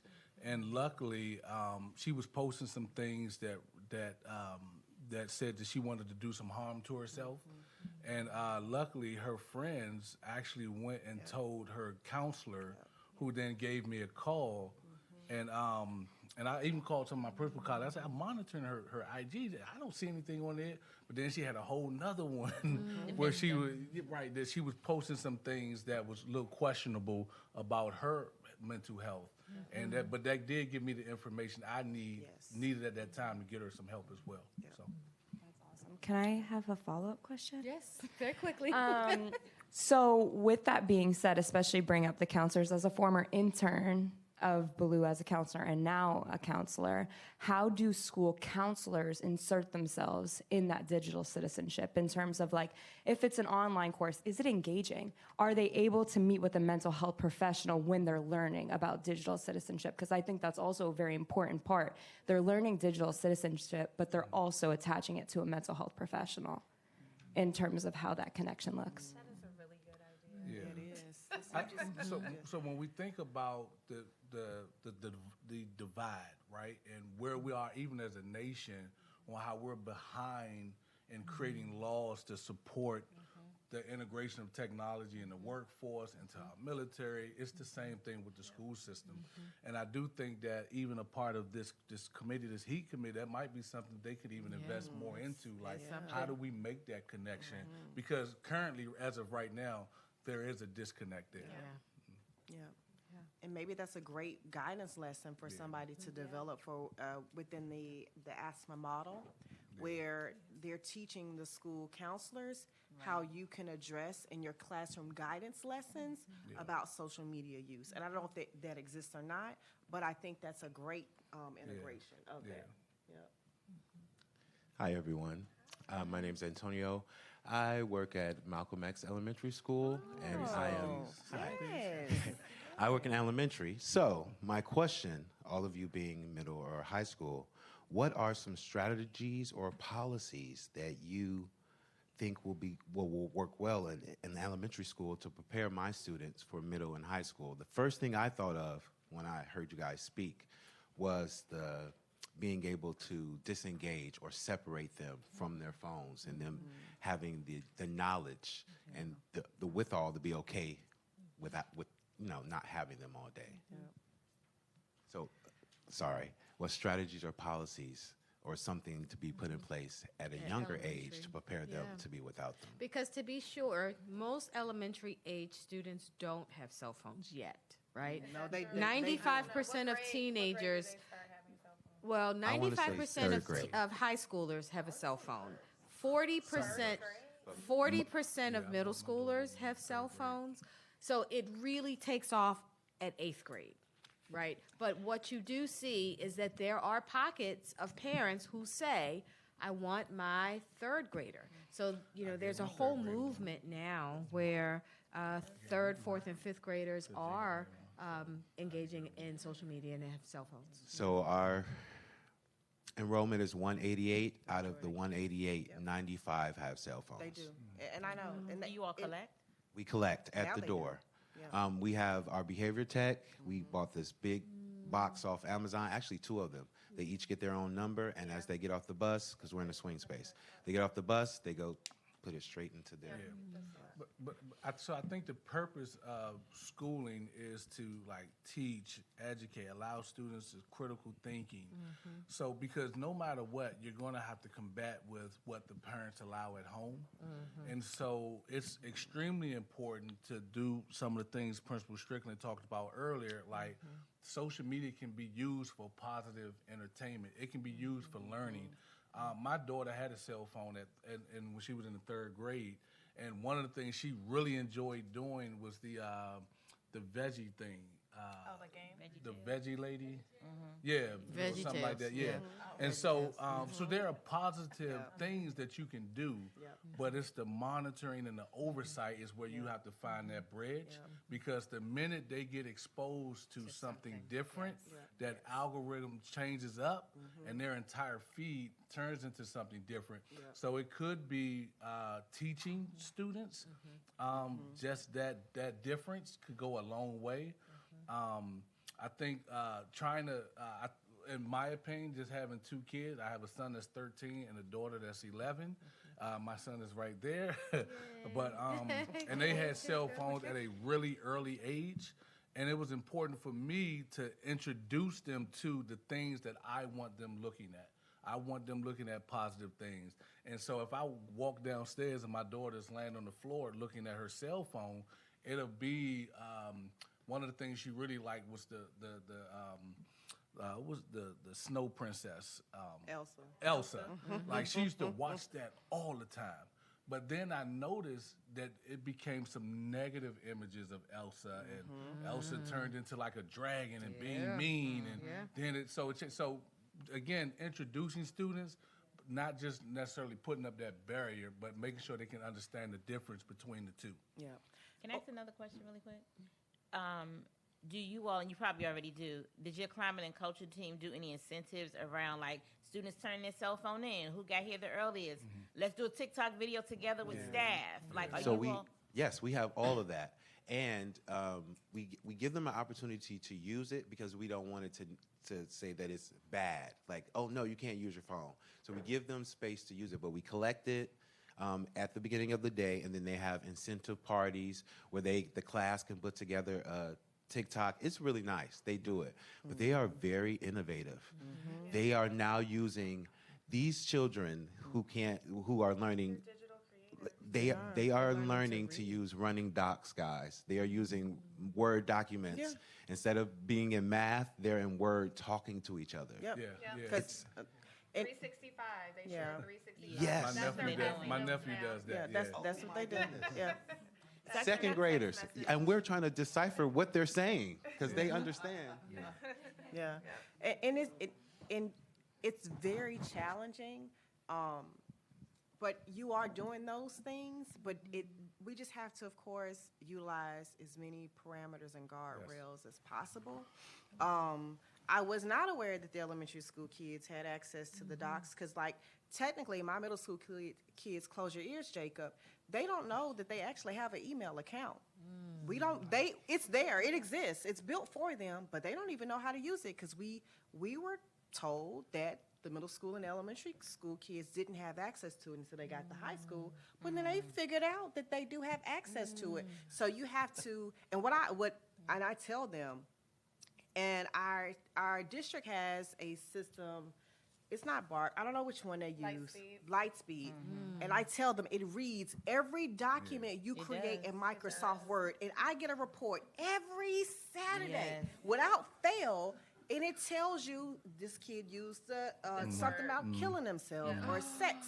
And I showed them, I said, Yeah. this is what so somebody's reading everything you write on that computer. You may want to stop what you're doing.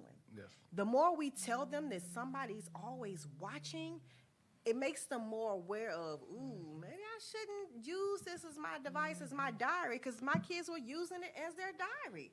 And the more you let them know that you don't own this device, you really don't even own the phone, because big brother, big sister, big somebody is monitoring and watching. Yes. The more that they're aware of that, they'll be more mindful of what they do when they use the technology. Yeah, I have a story of being called at 5:30 in the morning by the FBI for a student that said they were going to bomb McKinley. And she just did it out of anger. No, they were like, "Where's the student's address? We Homeland Security," and all of her friends were crying. She didn't really mean it. Is she gonna get in trouble? It was like a big thing for the morning. But just as a reminder of things that you do online is being monitored, and people are looking for things that cause harm. Yes.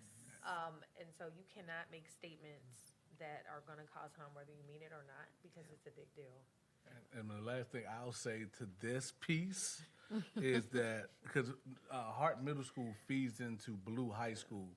And so right now, our ninth graders are learning that they have email addresses and how to use them. And so for some reason, all of these students coming from Hart are sending me meeting requests and calendar invites. And so I'm declining them because they're learning how to do it. And it's just a little bit of humor on what they're learning. Yes. Interesting. Yes. You can have the last word.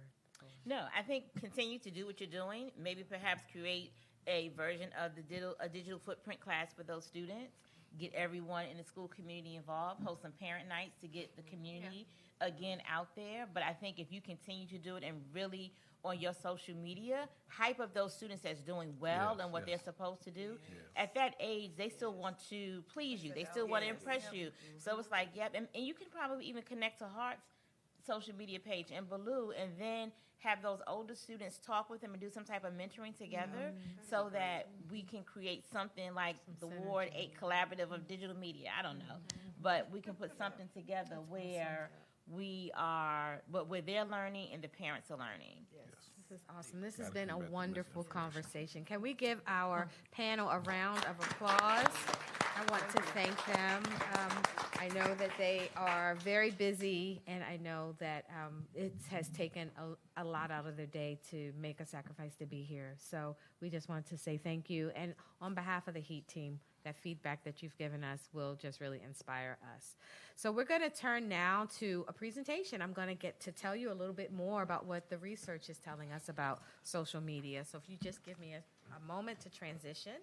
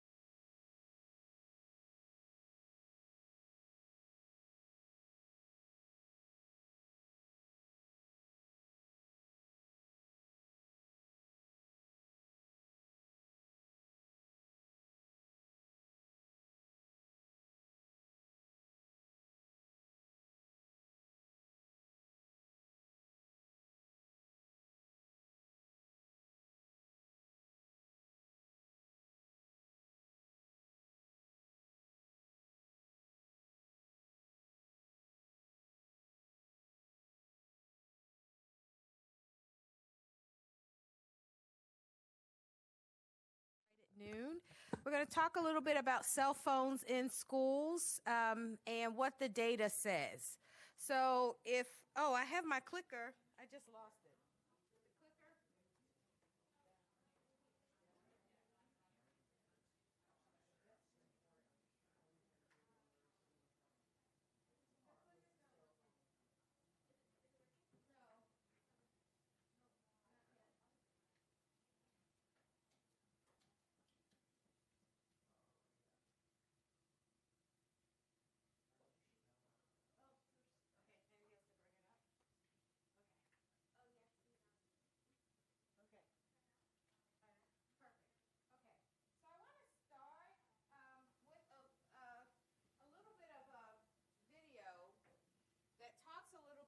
From an ABC News interview that I did about 3 weeks ago, maybe 4 weeks ago, 3 or 4 weeks ago, about cell phone bans in New York City, bell-to-bell bans, because there's so many different types of cell phone bans. And the intention is dual. People are increasingly concerned about the mental health of our students, and they're also concerned about the distractibility of students in schools. So cell phone bans have become very popular. A year ago, there were 21 bans across the country statewide, 21 statewide bans or restrictions, and now we're up to about 34. So we're going to watch this clip as we intro this segment of me on ABC News Live. Thank you. New York City is now the latest school district to ban cell phones in classrooms. The new bell-to-bell ban means no unsanctioned use of smartphones and other internet-enabled personal devices on school grounds in K-12 schools for the entire school day. That includes lunch, study hall periods. Deputy Director for Johns Hopkins University Center for Safe and Healthy Schools, Annette Campbell-Anderson, is here with more on that. Hi, Annette. Thanks for coming on. So what are you hearing about how this bell-to-bell ban is going so far? Yes, thank you, and good morning, Diane. I think that what we're seeing is that there's a lot of different variety in how these bans have rolled out. A year ago, there were only about 11 state bans, and now we're up to over 30 states that have some type of bans or restrictions on cell phones in schools. So while New York, for example, has a bell-to-bell ban, there are other states that have bans on high schoolers only having cell phones off and away during instructional hours, for example. There are differences in how that goes for middle school students and for high school students, for example. So there's lots of variety in how states and districts and schools, in fact, have rolled these out. Some schools have teacher-led classroom bans. And so while we have a lot of anecdotal data to show that there's lots of improvements around distractibility in schools, the jury's still out on what the long-term impact of this will be. Cell phone bans have major bipartisan support across the country. At least 34 states have some kind of ban, and more are expected to follow suit. Why do you think this is gaining so much traction? I think coming out of the pandemic, what we have realized is that there's so much around us in terms of distractibility. We've seen, there's been trolling. People are getting likes for negative behavior. There's lots of taping of things happening in schools that is negative behavior as well. So what you're seeing is that schools are trying to pull this back a little bit so that they can have greater control over the instructional process. We're also in a time where we're challenged around academic growth, and many teachers cite that the distraction of cell phones is interfering with strong instructional practices from being implemented. So now if parents want to get a message to a kid at one of these schools, they have to call the school and ask a faculty member to relay that message to their child. What do you say to parents who want to be able to contact their kid more easily, especially in an emergency? Well, I think that schools have taken this into account as they've created their policies. Lots of schools have had focus groups with families so that they can try to determine what the best method is to be in touch with families. But we know that in wealthier districts, for example, students also often have Apple Watches, and they also have other devices that they can use to get in touch with their families. Many districts, though, have a plan that they roll out to families for how those families can get in touch with the front office, as they used to do before we had all of these devices, so that they can be in touch with their child. So when you say internet-enabled devices, a smartwatch wouldn't count? Well, some schools have policies on that and some do not. And so I think that's what we're seeing. What we really need to find out is what is the long-term impact of having all of these bans? Is it really improving academic outcomes? Are we really improving the mental health? The mental health of our young people coming out of the pandemic is one of the primary reasons that advocates say that we really need to push forward with these bans. But we haven't had a gold standard randomized controlled trial yet to see whether or not having these bans in place are having a positive impact on mental health. So we do know that that is something that we need to focus on. So what do you think will determine if these bans are successful or not? What metrics are you looking for, and how much time do you think needs to pass before we have an answer to that? I think that's a great question, Diane. And I do think that one of the other things we need to think about is how we can reinstate some digital civility for our young people. So, for example, we used to, in the golden days, we used to think about things like character education, kindness, respect, responsibility. And now I think we need to apply some of this to digital character education or digital civility. And so I think that's one of the ways that we're going to be able to see whether or not we're having an impact on our young people if we see more positive outcomes. Many districts are saying that kids are more engaged now. Teachers are reporting that kids are looking up, they're talking to each other in classrooms, but we really do need the data that shows us that there's an impact on academic outcomes and on mental health outcomes. Coming out of the pandemic, we saw a rise in suicidal ideation and anxiety and depression. And so that has been part of the reason why there's been such a big push for this. And so if we see those numbers going down, we'll know that these bans have had a positive impact. All right. Deputy Director at the Center for Safe and Healthy Schools at Johns Hopkins University, Annette Campbell. We appreciate your time today, Annette. Thank you. Thank you. You're welcome, Diane. New York City is now the latest school district to ban cell phones in class. Thank you.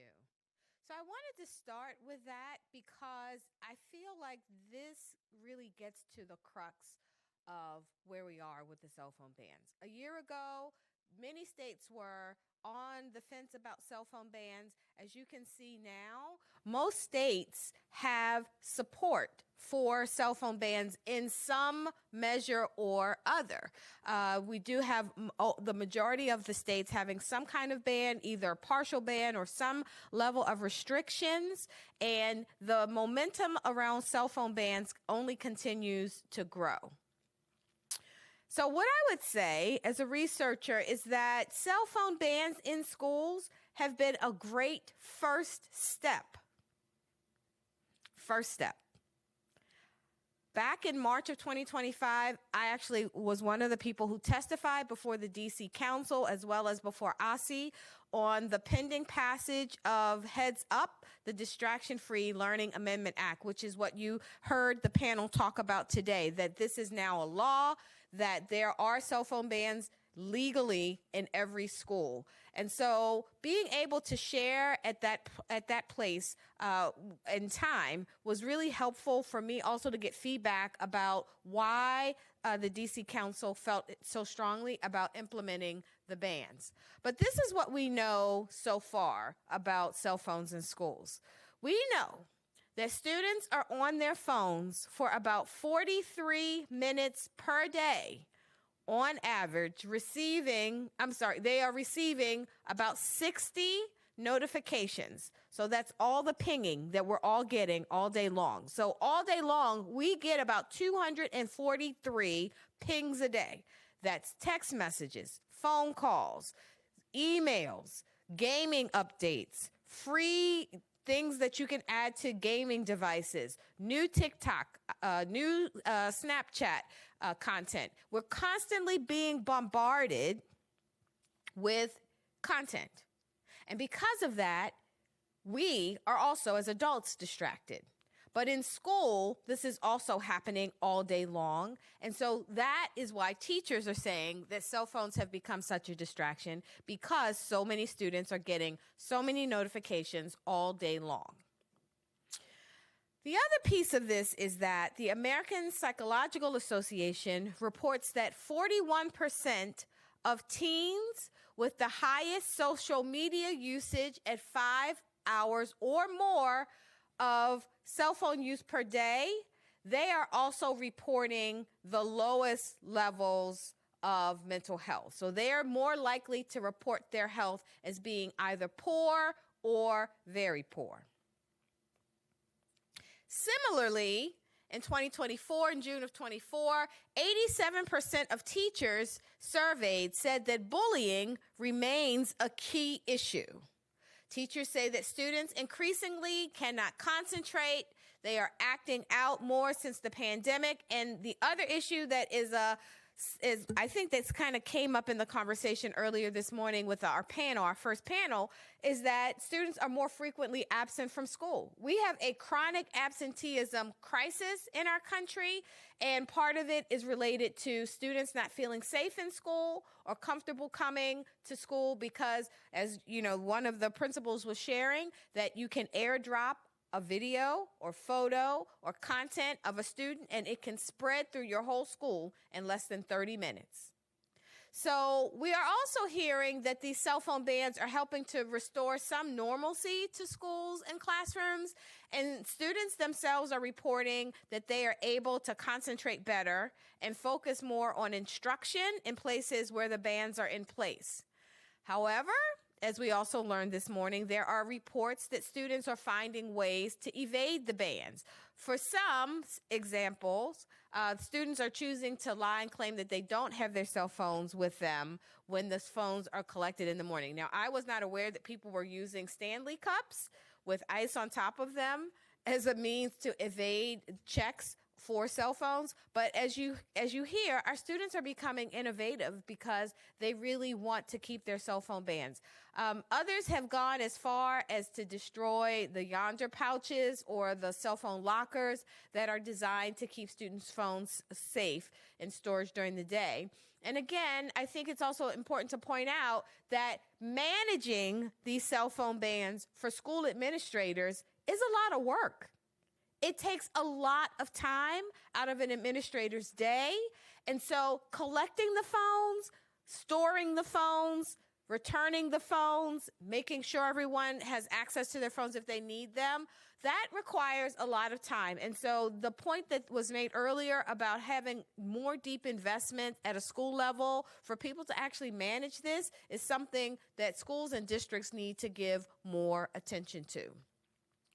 The other thing, as I just mentioned a moment ago, that's really important is that there may also be a correlation between a rise in bullying incidents and chronic absenteeism, which the 2023-2024 data shows has affected DC public schools at a huge rate. 39% of the students in DCPS are chronically absent.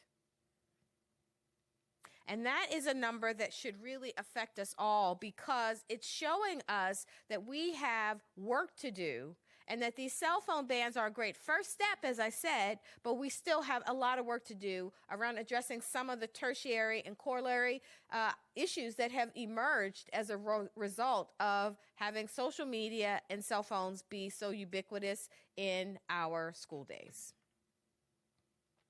So one of the things that I posit is that cell phone bans in schools only are solving part of the problem. As we said earlier, yes, cell phone bans are keeping kids from being distracted during some part of their day, but the technology is evolving and the kids are becoming more innovative. And so that's also having a challenge. Also, kids do not suddenly just give their phones away for 8 hours or 6 hours a day and then suddenly not have the same mental health challenges, social emotional learning challenges that they have when they get those phones back. And so the question is, who is responsible for our young people to deal with these challenges? So one of the things that I really have thought deeply about is that we have warning labels on tobacco. We have warning labels on alcohol. The question is, should we also have warning labels for social media for children? Do we need to have some way to identify that our children are being exposed to content that they are not developmentally and ecologically prepared for?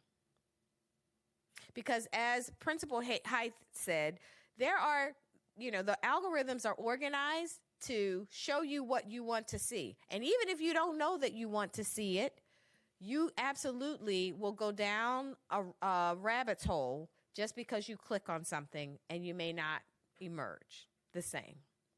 And so we really need to have a more comprehensive conversation about warning labels for social media access for children. And that should look different at the high school level than it does at the middle school level and at the elementary school level. But we absolutely need to have conversations about this because schools alone cannot be responsible for monitoring social media and devices.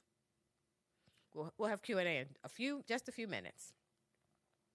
The other thing is that I also say that we need the data. You heard me say that in the interview, that I really believe that we have to have more data. What we have not done a good job of is collecting data to show either that the cell phone bans are improving social media engagement, it's improving academic involvement, it's improving student school climate and student mental health. We don't have the data. We have anecdotal data, lots of anecdotal data, but we need to have more finite data to understand how the impact of social media is shaping the minds of our young people and their interactions in school and in society. We also need to understand the differences socioeconomically with how social media and our cell phones are affecting how students engage with their peers and with society at large. We need to give more appreciation to how students are engaging with this social media when it's through their phones versus when they're using tablets, when they're using smartwatches, laptops, and other devices. Because we need to think about what's the best way to onboard our young people onto these smart devices and into the social media world. We need to have the research, and we don't have the research that can show us definitively how different devices have socioeconomic differences in how they're being used. So in some communities, for example, people only have a cell phone. And so taking that cell phone away really removes access to all of that world. In other communities, you will see that young people have a smartphone, a tablet, they have an iPhone. They also have, they may even have glasses that have social media in them, right? So we really need to think about the differences socioeconomically, about how usage of the cell phones are changing, who has access to what, and how they're engaged, and what content they're engaging with, and what we can do to better prepare our young people to deal with that.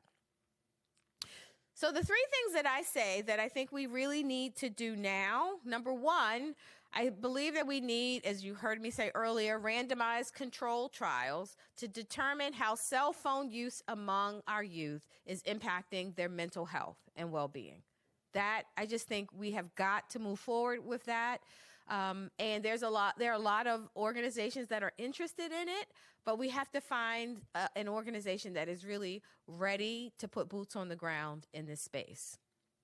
Number two, as I've said too, I've also really stood strongly around improving the access to digital civility and digital character education, because our young people are often just kind of deluged with all of these negative images, and it is affecting how they believe they can engage the world. We also have a lot of opportunities in social media for people to act negatively, to troll. We see lots of people with negative online behaviors getting likes for negative behavior. And so that's the model, because that's what our young people are seeing. And if we don't really put our feet down about what digital character education could look like and what digital civility should look like, I think that we're going to have an entire generation that really just believes that they can say anything and do anything without consequence, because that's the current milieu. And then lastly, I think that we need to look at where there are gaps in current cell phone ban legislation. As I said, right now there are about 34 states that have some form of a cell phone ban, and we need to understand gaps in how that rolls out, because it differs from school to school and district to district and classroom to classroom.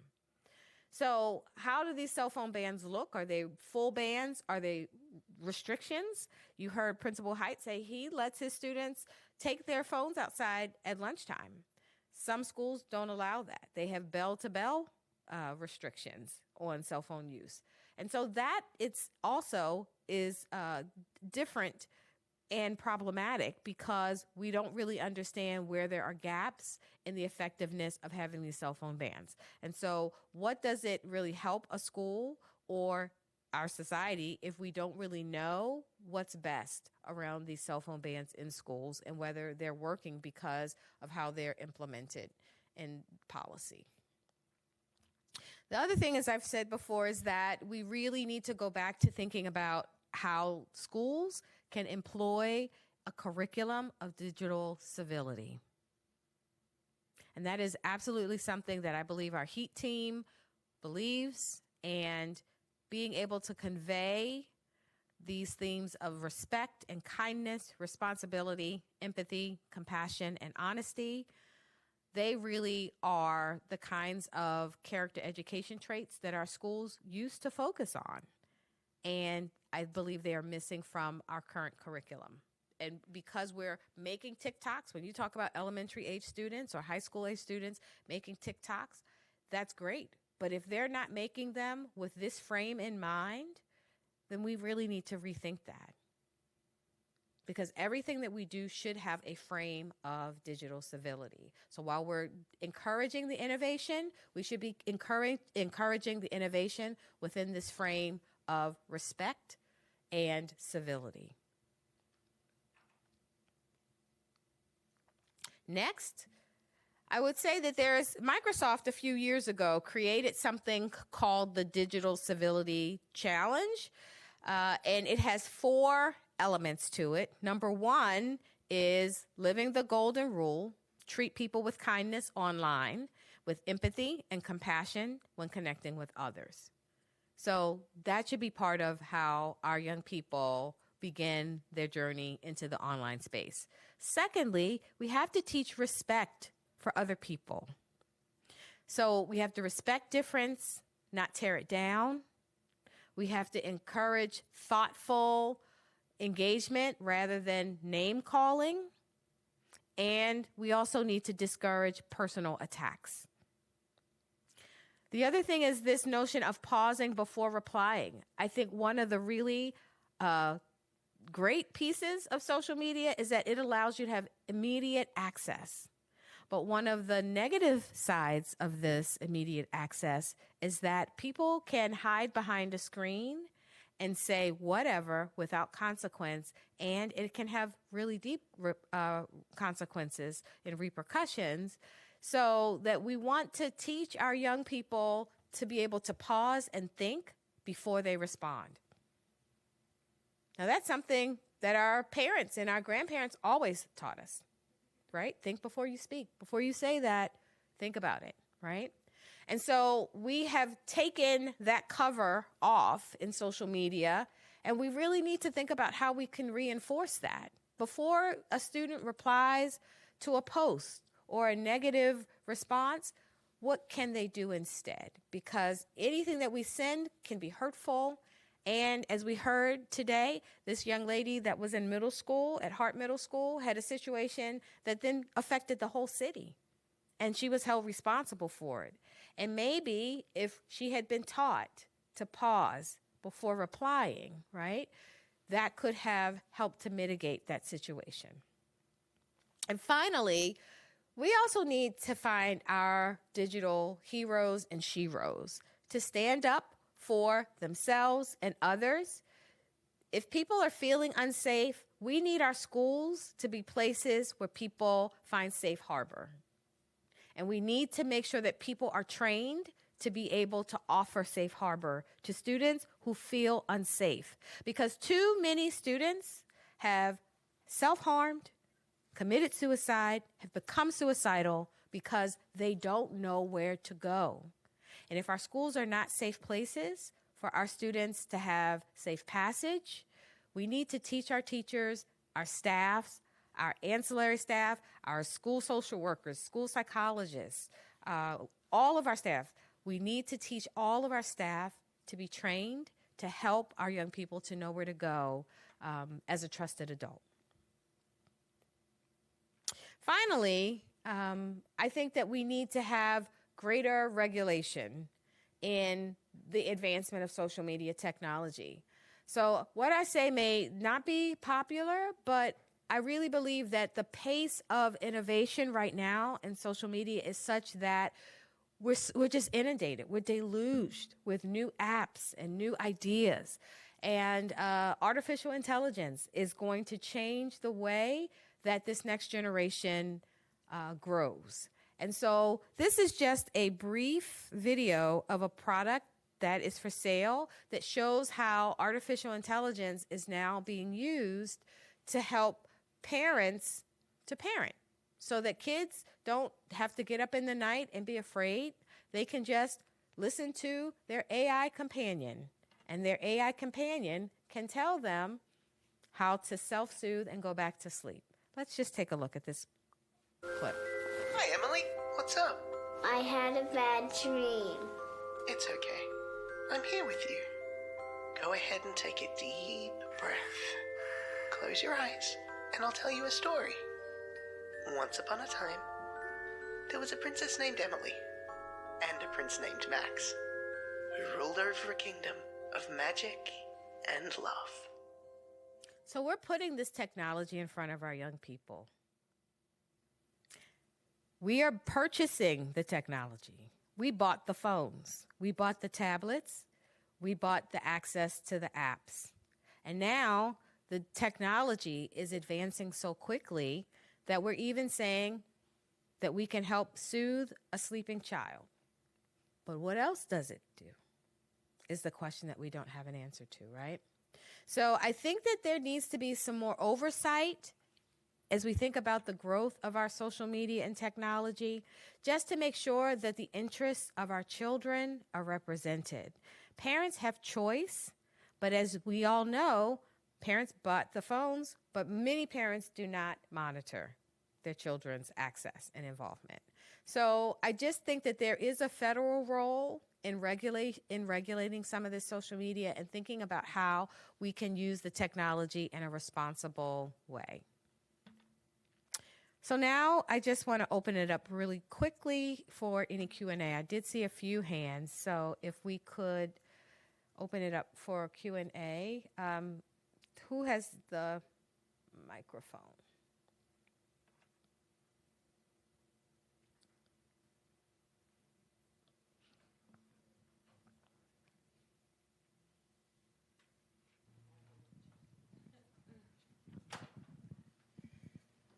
Okay, so I'm a school psychologist, some of you guys know, but also a parent of younger children who have cell phones. Mm-hmm. And so I do think that in my parenting role, what I realize as the principal discussed, it is nearly impossible for you to truly monitor all of your child's input once they have this tool in their hands, okay? And so we block certain things, but there's, as you said, there's tons of new apps always popping up. There's new websites, there's new links. And then, of course, we we teach them about what they should do, in particular with our ladies, about pictures, because there's constantly pictures. I work at a high school. But if I know as a parent and a psychologist, it is really, I can monitor, and there's certain things that I'm catching, but then they have an extra email that you didn't know about, or extra IG that you didn't know about. And we are in the profession. You know, how do we manage all of this? Because I think, too, in true vulnerability and transparency, to tell parents to monitor, of course we want them to monitor, but we are really giving them possibly an impossible task, too. Mm-hmm. And then as a parent, how guilty do you feel if you found out your daughter, had some self-harm or did something else? And then how do we help, really our whole community address that? But what we're really asking the parents to do is something that it helps and it supports, but there's so much stuff out there now. So that's what I know. We need to give the message, but as I give a parent a message, if their child is suicidal, where do they go? Yeah. I think that we find ourselves in challenging times. And that's part of the reason we wanted to have today's conversation, because we get the feedback from schools all the time that we want more guardrails. Schools are asking for help around how do we responsibly use social media for the benefits, right? There are, as everyone mentioned earlier, there are lots of benefits to social media. The challenge is that everybody's on social media, but no one's really in charge of it. No one's in charge. So there's no one to appeal to, right? And the technology is really driven by a market capitalism, basically. And so people are accessing it because it's affordable, because it's accessible. And so without someone to say, we're going to step in and provide oversight, it's really the wild, wild west for parents. And so parents today there are parents who are pushing back. There are several movements that are trying to, limit their kids' access and to limit when their young people can get access to social media. But it's also a challenge because as a parent, you have to keep on top of that review constantly. And many parents, if you have more than one child, I don't know how you would do that. I don't really know how you do it with one child, right? But there are some tools that purport to help parents. But again, the technology, and especially because of artificial intelligence, the technology is innovating so quickly now that they can bypass the parents. And so I think that if parents really don't have a very strong digital relationship with their kids, where their kids are being honest about what they're posting and seeing that, then you're going to find that that parent is potentially going to be surprised if something happens. I had my own moment where I had a kid who was catfished, and this is my work, and I try to stay on top of devices. And yet, even still, right, I have a whole protocol for how kids are supposed to put their cell phones up at night and yada, yada. But it happened in school. So, and it happened during lunch. Yeah, no, they weren't using their phone during the class, but at lunchtime. So again, we have to think about the fact that, we're putting up guardrails, but the guardrails are not nets. So a lot of things are passing right on through, and it's happening really quickly. And there doesn't seem to be much appetite for slowing down the pace of innovation. So that has to come from, I think, a groundswell of parents to say we want things done differently. The schools, and as I said earlier, schools are trying to keep the phones out of kids' hands because they're distracting during the school day. But a lot of this is happening. There's only 6 or 8 hours of school, and then they go home. And so the mental health issues, the vulnerability that our kids are pushed in front of, all these things are happening sometimes in school, but sometimes not. And so I think that we really need more parent voice around being able to manage these devices in a stronger way. Yes. Here's another question. Thank you. Hi, I'm Katrina. Hi. I'm the upper school counselor at Tacoma Elementary School. Welcome. Thank you. I noticed that with my upper school students, a lot of them do have personal devices. And I've had a lot of conversations, not just at Tacoma, but previous schools with parents about whether or not our students are prepared to have cell phones. And some of the conversations I've had with parents are that they do the social media activities with their students. So like I have a TikTok and I'm doing this TikTok dance and my daughter is doing it too. So maybe daughter doesn't have a phone, but she's engaged in my social media. So mom maybe can be getting messages about daughter on their own social media page. Yeah. So there's kind of a wide berth of like what can happen. Yeah. But one thing I'm thinking about as a parent now, my daughter has a tablet. She's a toddler. And it's kind of a lifesaver because there are times where I want her to like independently be entertained without me having to be her play partner all the time. But what that also means is that I needed to know while she's like on her tablet, if I'm doing something on my computer, that what she's engaging in is safe. And so it took a while for us to find like safety apps that actually worked. It's very, very limited what she can do. Yes. But we had to like work for that. And she's going to be 3. She's going to be 3 in January. So very young. But what I thought to myself is, as she gets older, what if the way she uses technology stays the same as it is now? Like she has access to her tablet for a certain amount of time that day. And once that time is up, that time is up. And I'm able to kind of see what videos she looked at. She only has like 5 YouTube channels she can watch anyway. And a lot of those things we'll kind of watch together. Or if she takes pictures before it can save to her tablet, it comes to me like what she took a picture of. Usually it's of herself. She's like a selfie queen right now. But I wonder, like, especially at the elementary level, do students need to have the ability to text people other than their parents? Do they need to have the ability to be in a group chat? Do they need to have the ability to be on social media? Or is that something that they can engage in with their parents? Like maybe if they did it together with parents, it could be something they engaged in where I don't have to monitor individually. Does that make sense? Oh, it does. It makes a lot of sense. And one of my students at the middle school level, we did a unit about the way technology affected the world. And he said, I think that sometimes my parents like will put me on the tablet just so I can kind of get out of their face a little bit. And he's like, I wish that time that they need to themselves was time that I could spend with them. And I was like, wow, that's like really insightful.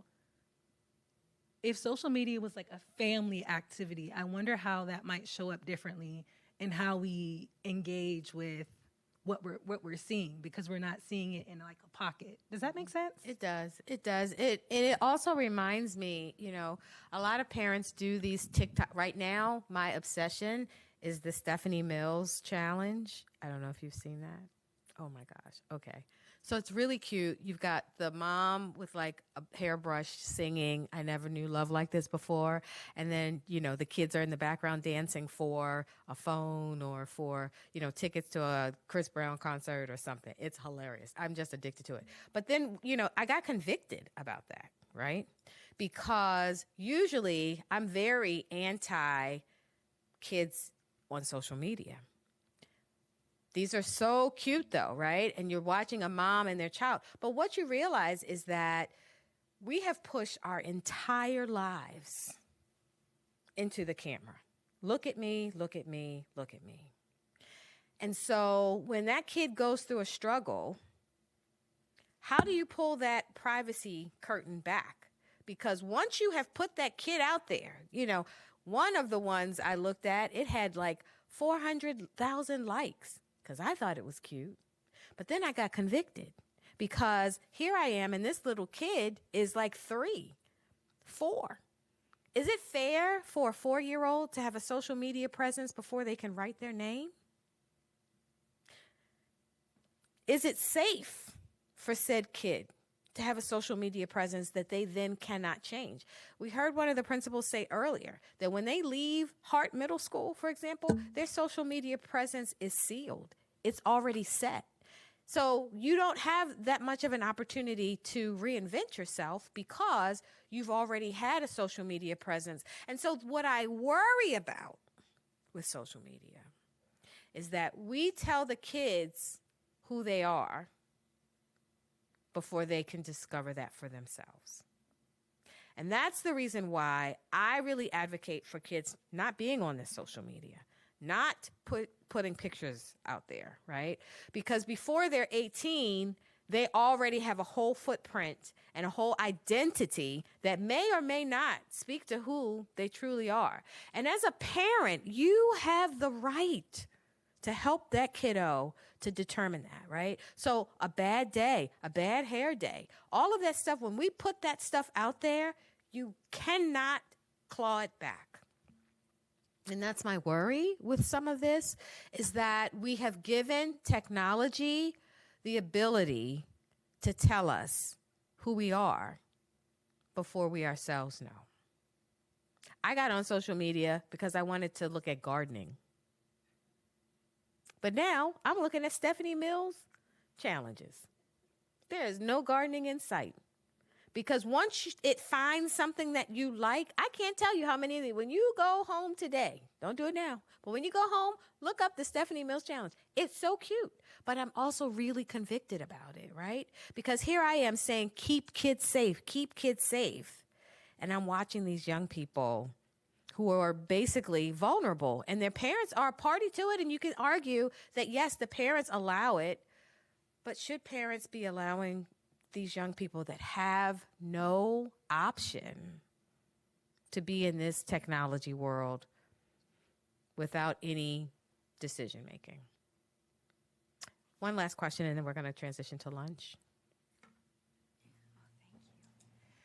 So how is HEAT collaborating with school districts in terms of mental health resources? Because for me, what I'm hearing is that character traits are very important, because banning phones is a Band-Aid.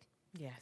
Because let's be honest, the second they leave school, they are exposed to social media. Yes. So if mental health professionals are in charge of that at the school level, we need the funding.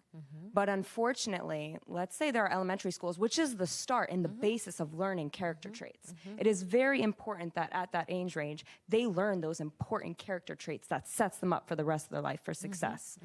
And unfortunately, especially in DCPS, there will be 500 students in a school and only one school counselor. Yeah. And the school counselor accesses and is supposed to do these guidance lessons, but how are you supposed to make it to 30-something classes and teach these lessons on character traits? So I think this is very important to have this discussion with school districts. And how are you partnering with these school districts to ensure that funding for mental health is advocated for? Well, I think that's a powerful question, and it's a great segue to this afternoon's conversation, where we will be talking about mental health. My colleague, Dr. Catherine Ling, who is a superstar in her own right, will be leading a all-star panel of people who are talking about how this is happening across the DMV. So we've got expertise from Montgomery County, Anne Arundel County, DCPS, Prince George's County. So you're going to hear from people in a lot of different spaces across the DMV who are going to speak to how we're dealing with some of these mental health challenges. I would also say that the HEAT Core team has worked very hard at trying to identify what the most critical issues are for students in our schools. What I love about our HEAT Core work is that we have been able in the past 5 years to be very responsive to the needs of schools. So, for example, when we had an issue around gun violence in Baltimore City, we were able to immediately schedule a town hall with our mayor and our school district superintendent in the East Baltimore community so that we could talk about that, right? When we discovered right after the pandemic that we no longer really needed to talk about COVID anymore, but vaping as a result of what kids were doing at home during the pandemic emerged as a really critical issue. We then started doing sessions in schools around vaping. We have done sessions around many other related what we call these COVID adjacent topics, mental health being one of them. Suicidal ideation is one. So talking about cell phones has become an issue for me because of several of the factors that we mentioned here earlier. But our Heat Core team is prepared to go into schools and districts to talk about how this is impacting social emotional learning and their and children's psychological development, because we have the team expertise. We have across education, public health, School of Nursing, School of Medicine. We have the Hopkins expertise to be able to speak to that. And I really do appreciate, again, that I've been working with these fabulous colleagues for the past 5 years. And we've been able to pivot quickly. One of the issues that has come up recently, too, for our team has been lead in the drinking water. Another huge issue. We brought a new team member in, Natalie Exum, to be able to help us to deal with a growing issue because the infrastructure, the pipes in the whole Northeast and in many other places beyond that, hello Flint, are in need of repair and replacement. And so is there lead being leached into the water? What impact is that having on kids? Let's talk about pollution in the air. Let's talk about industrial pollution. We have been able to speak to those issues, and we would love to partner with any school and any district around how we can deliver virtual health literacy modules in those schools, how we can schedule town halls for those families, how we can work with those communities to be able to bring resources to bear from Johns Hopkins Hospital and Johns Hopkins University to help to support those communities. So we're ready. We are ready. So I want to just say thank you all for participating in this session. And at this time, I want to say thank you. And we are ready to transition to lunch. So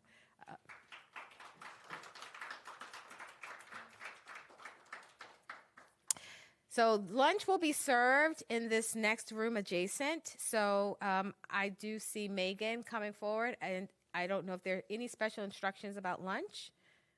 So I'll turn to her.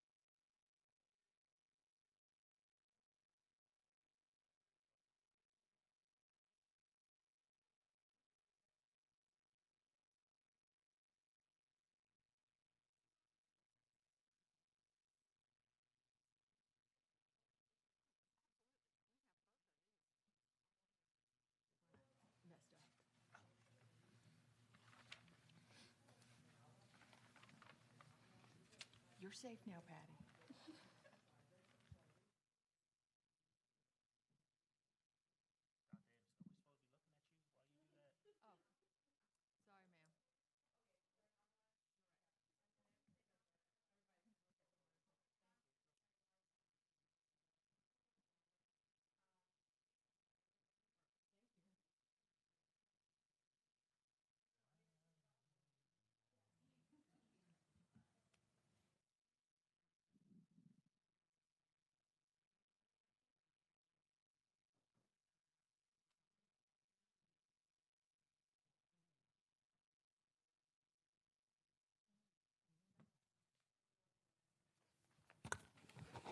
Okay, good afternoon, everyone. We're going to start our afternoon session now. Again, I want to say thank you to everyone who is here for our mental health and social media in schools seminar that has been sponsored by the Johns Hopkins Heat Corps. My name is Annette Campbell Anderson. I am the Deputy Director of the Johns Hopkins Center for Safe and Healthy Schools, and I am a member of the HEAT team. I'm really excited this afternoon for this next conversation, which is entitled Improving Mental Health Outcomes for Vulnerable Student Populations. I'm delighted that we have with us Dr. Catherine Ling, who will be moderating from the School of Nursing, from my colleague and soror, Dr. Patty Wilson, who's also from the School of Nursing. Can't get rid of deltas no matter where you go. Yeah, that's a theme, so notice the theme. Okay. Marcus Henderson, we're happy to have you. He is a graduate student at the Johns Hopkins University School of Nursing. We're also thrilled to have Julia Gaines, who is doing double duty. She is here with us from the Anne Arundel County Public Schools, and she's also a sibling of the moderator. So, I mean, that's a flex, right? That's really a flex. That's the only person here who can say that they're related to the moderator. That's a flex. And then we have my good friend and colleague, Dr. Daryl Howard, who is the Equity Instructional Specialist at the Montgomery County Public Schools. And I don't know if Emily Pasco is here, but if she arrives, we're going to add her to the panel too from Prince George's County Public Schools. But we're going to get started today. I'm really thrilled about this panel and this rich discussion. So thank you again for those of you who are joining online. We know a lot of you are joining online because people are in transit from different activities today. So we thank you for joining and listening in. I'd like to turn it over to you, Dr. Ling. Thank you so much for panel. Thank you, Dr. Anderson. Since we all can't be deltas, we were delta adjacent, whatever we can get. So if you want it done, ask a delta. I do. You have taught me. So we're starting off with that pearl of wisdom, and now anything else we get, we're just moving forward. So this discussion really builds on all of the information and discussions that we had in the morning, and talking about cell phones and talking about, I'm calling it the post-pandemic era, and how we begin to navigate a digital native learning space with no compass and no roadmap. The adults don't have it. It never bodes well to look to an 8-year-old, even though they can program everything and deprogram everything. That's not necessarily how we make the best choices. And the thing that I love about this panel is we have two folks who are in the education system, and we have two folks who are in the mental health space. And so we're coming out of a trauma, we're living through a trauma, we're going into an unknown trauma. And so as we begin to navigate that space and think about how we create strength building and education building, I really want to start the discussion with what it means to be trauma informed. And Dr. Wilson, I know you've done a lot of research and clinical work in this area. Patty is a researcher as well as a psych mental health nurse practitioner. And so if you could begin to start, and I look at these discussions as being really organic. And Marcus, I know you're a clinical psych mental health nurse also with CHOP in Philly. So And Julia and Dr. Howard, everybody hop on in. Well, good afternoon, everyone. I'm so happy to be here. Again, my name is Dr. Patty Wilson, and along with being faculty at the School of Nursing, I'm also a psychiatric nurse practitioner. And the area that I work as a psych NP is in community health psych. So I work a lot with individuals that face a lot of community-based trauma, a lot dealing with social determinants to health. The other thing that I work with is at a domestic violence shelter. So these are for women and children that are leaving abusive relationships. One of the things I like to tell when I'm teaching and talking to the students, and especially in healthcare, we think about universal precautions. So you're familiar with universal precautions. It's, you never know what someone may have, right? So you want to be careful. You don't know if you may be exposed to some body fluids. You never know just by looking at someone, you can't tell. It's the same thing with trauma. I can't look at anyone in this room and be able to tell what they've been through. None of us can tell. So the whole thing is just like you would treat universal precautions, you would do trauma-informed care the same exact way. You would treat every individual with respect and understanding that we don't know their life history. We have not walked through their shoes. So we're one to give them the matter of understanding them and speaking to them in a way to let them know that you care, and that you're giving them, again, that respect of understanding that we're there for them and we're understanding what they've been through if they're willing to share. So for me, working in the shelter, of course, there are people that are fresh. The trauma is very acute. They're just leaving abusive relationships. So I understand what they're going through because of that, because of the experience they've shared with me. And so I'm giving them the opportunity to be comfortable around me, to know that I care about them and I care about what their needs are at the time. But it's not always that case. So sometimes I'm working with individuals. A lot of times I'm in the health suite. Just think of it as a school nurse. A school nurse, there's a nursing office.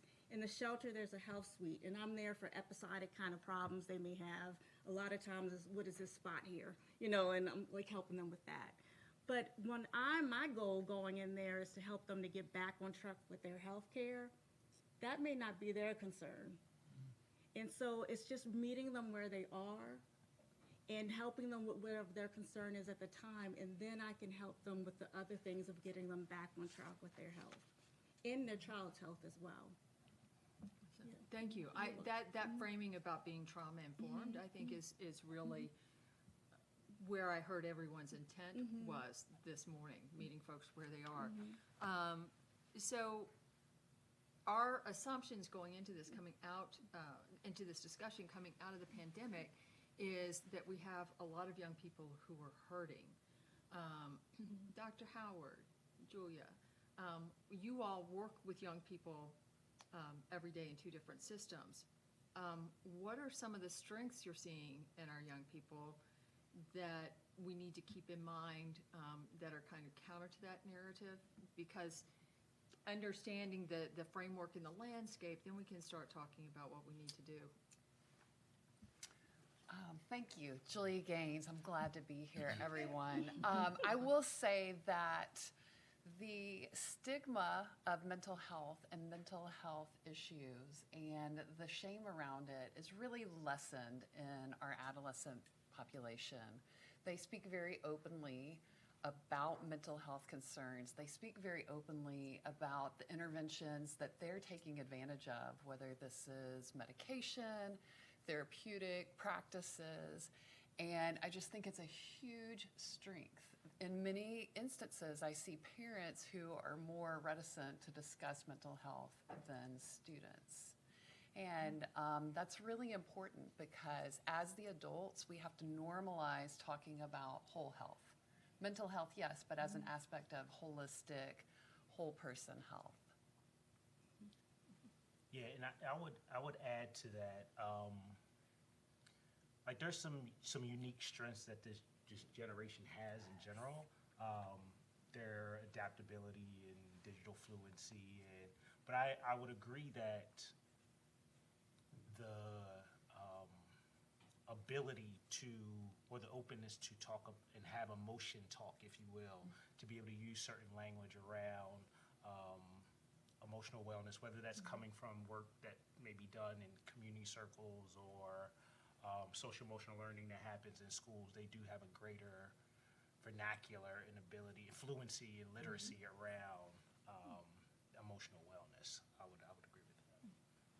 All right, so we have a generation who has become very fluent and open, which is great. Within that context, Marcus, your research focus is in suicidality, and I think that finality of self-harm is everyone's nightmare. As we want to build strengths and we want to be present for our young people,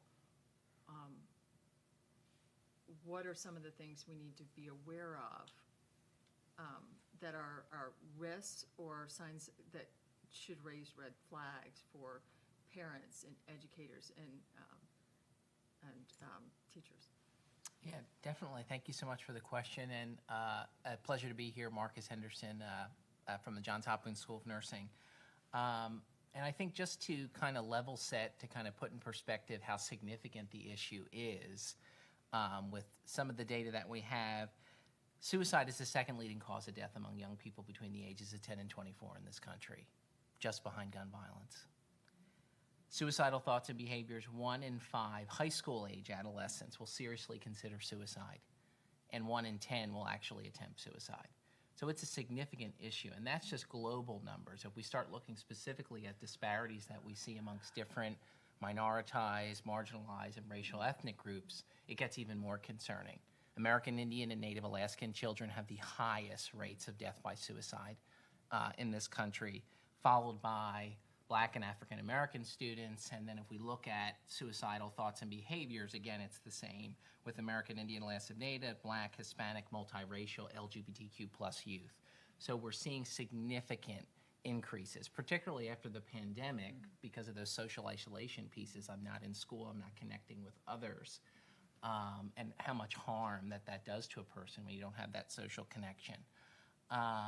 And I think many of us know, particularly, probably listening to from the panel this morning, why that is. So we have mistrust with our healthcare system, maltreatment by individuals within our healthcare system, poverty, racism, discrimination, all of these key issues that prevent children and families from accessing services, particularly those who identify in a minoritized or marginalized group. So that's just one layer of the risk that's embedded in that. And that's significant, that's systemic, that's structural, that's baked into the fabric of this country, unfortunately. But then you just get at the more general things of the bullying that someone might experience on a daily basis, the language barrier when I'm trying to communicate with others when I'm walking through my community or in school, and what's happening at home, all of those things that we just can't control. And my particular area of research is how do we leverage the role of parents? As a clinician, I've worked with parents. I work in an inpatient psychiatric setting, so I'm seeing children and families when the child is acutely suicidal, might have self-harm, might have attempted suicide. And our system is overburdened, and I'd like to think I'm a really good nurse, but I can tell you I did a really bad job of engaging parents because our system's not built or incentivized to make sure that parents' needs are addressed or supported. So my area of research is, what is the role of parents in suicide prevention? How can we best support parents who are supporting children? Because when they leave the hospital, when they leave school, who's responsible for ensuring they're safe at home and their community, that they're able to access services and supports? It's the parent. And we never ask a parent, how are you doing? And I couldn't tell you the amount of times when I stopped a parent flat and they're like, well, this is what's going on with my child. And I'm like, no, that's not what I asked. I asked, how are you doing, Mom? How are you doing, Dad? And they look at you stunned like, wow, nobody's ever asked me that question before. So I think that's really the first piece to, I think, addressing some of these issues is how do we meaningfully and intentionally engage parents who are the experts of their child? And that's hard for a clinician to say, who has all this training in child development and care delivery or certain health conditions, to say, I'm used to teaching families about what they need to do to support their child, not asking the parent, what works best for you and your child in the context that you live every day. And that's hopefully through the work I'm trying to do is we're going to try and change that narrative around parent engagement and suicide prevention. Well, and that's an excellent point, because one of the questions earlier was pointing to the fact that we have a crushing amount of need and very little resource. And so I think this is the question that I have heard is we're starting with cell phones. We know there's addictive behaviors with that. Dr. Anderson's discussion did a beautiful job of laying out why that is a very logical place to start. The question then becomes, well, what's next?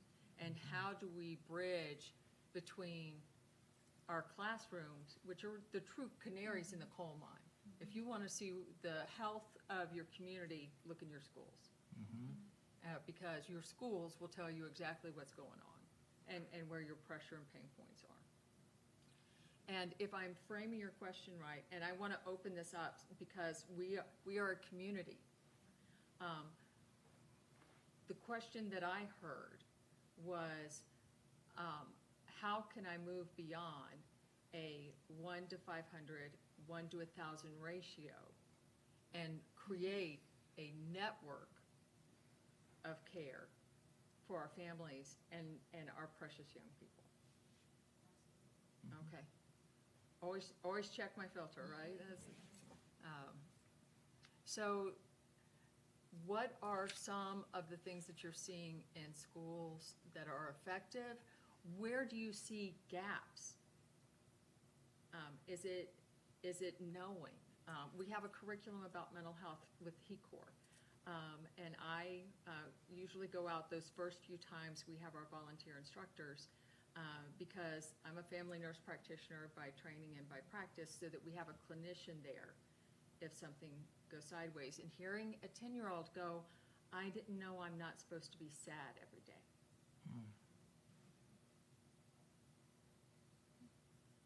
Do we start with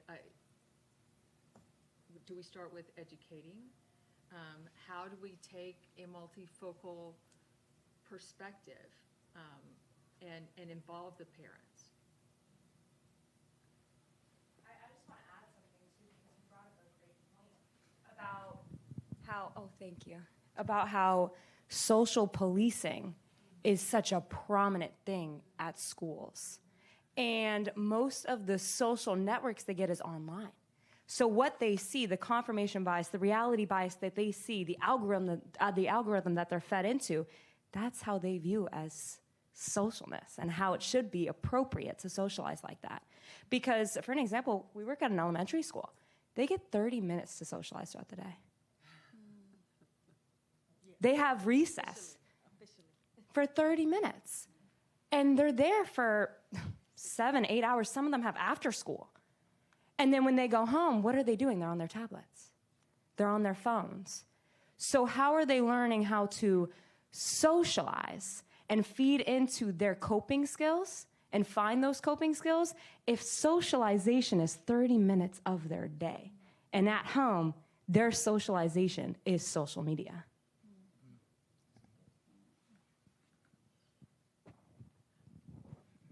Y'all jump in, but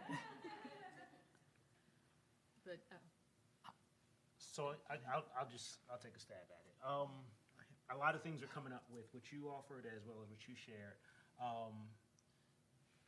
Trying to think of the ways in which we are culturally responsive in engaging our parents and our community.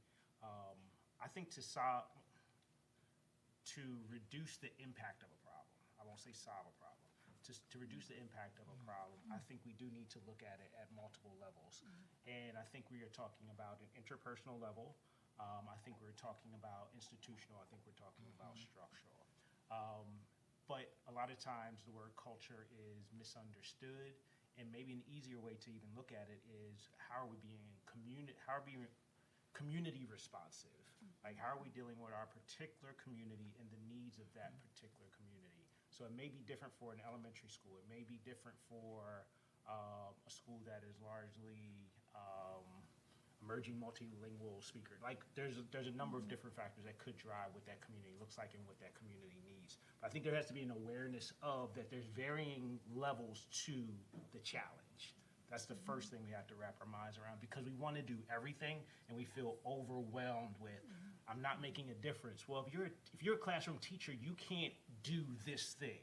Your thing has to be being the trusted adult for the individuals that are in front of you right here and now. So understanding that there are different levels to the challenge and having a network, collaborative network of folks who are looking to solve the problem at their individual level. And I'm not sure if you've seen anything similar in your approaches at, Anne Arundel.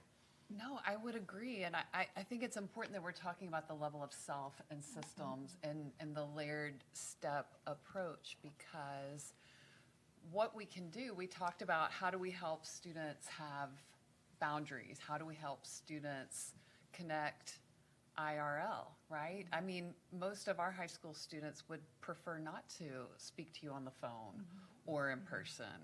Can't we just email them? We start by teaching ourselves and our adults. And so as the equity provider for your county or your district, I'm the equity lead in my school. Our county dedicates 12 hours out of the school year where students are not in school, and every staff member, teachers, support, are getting training in equitable lens so that every adult understands what trauma-informed care looks like, so that every adult understands that when a student has chronic tardiness or chronic absenteeism, it may not be a choice. All behavior is communication, so I think these things are really important. We have to start at the level of ourselves and our adults and put some of these boundaries in place so that we can work at the community. And there's so many resources we can help our teams learn about and have access to, and then push that out to the greater community, let our parents know. So one resource I've been thinking about since this morning is mental health first aid training. This is a free resource. You can go on to mentalhealthfirstaid.org and put in your zip code and find out where a free training is for you. And this normalizes approaching people in crisis and having supports in place to be with them, not to fix them or to put someone in the front lines of a professional care provider, but how to recognize it and support it and be someone who sits with them until professional care comes in. And I think I just add, and you're probably going to hear me say parents, parents, parents probably 50 times, because I think they're the hidden gem here. I think parents are often blamed for their child's problems, not how we can leverage them as the key problem solvers to their child's problems. As I said earlier, parents are the best experts in themselves and their children. I work with parents of children ages 2 to 8 in a parent management training program called the Chicago Parent Program. And we work with parents to think intentionally about what are your goals as a parent, and how can we help you through a variety of strategies improve the relationship and communication and other things with your child. So when you said they get 30 minutes of socialization a day and then they're at home on social media, sometimes it goes back to the basics of, and like I said, this is for 2 to 8-year-olds, but this works with any parent of any age child, is parents often think, well, I have to do something else, add something else to my day. So you mean you want me to go to the park with my child, or you want me to play a board? I don't have more time in the day to do that. So helping parents think that making dinner together is high quality parent and child-centered time that improves attachment relationships. Making dinner together, talking about your day while you're making dinner together, doing chores, folding laundry. And when I speak to parents and say, try cooking together and see, and then we meet on a weekly basis for 12 weeks and they say, wow, it's amazing how in 1 week just making meals together, they see a significant improvement in the way that they interact and communicate with their child. So some of it is just really getting at this low-hanging fruit. And if it were up to me, every parent, I'm a new parent, I have a 20-month-old, every parent would have parent management training. It shouldn't be just when an issue is identified, it should be just universal, because they are just basic tenets of how you build a strong bond. And I think that then translates to elementary school, to high school, and into adulthood. So we talk about a lot of things about what we need to do, and I'm not saying we have to do what we're doing, but until we have a society that invests in children and families from in the womb to birth and those first 5 years of life, we're not going to be able to adequately address all the things we're talking about. But that doesn't mean we don't need to do something.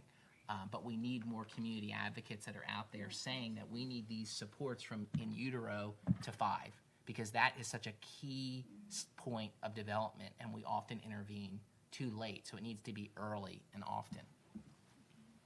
I come from more of a clinician viewpoint with that, and I think more about some of the patients that I've had.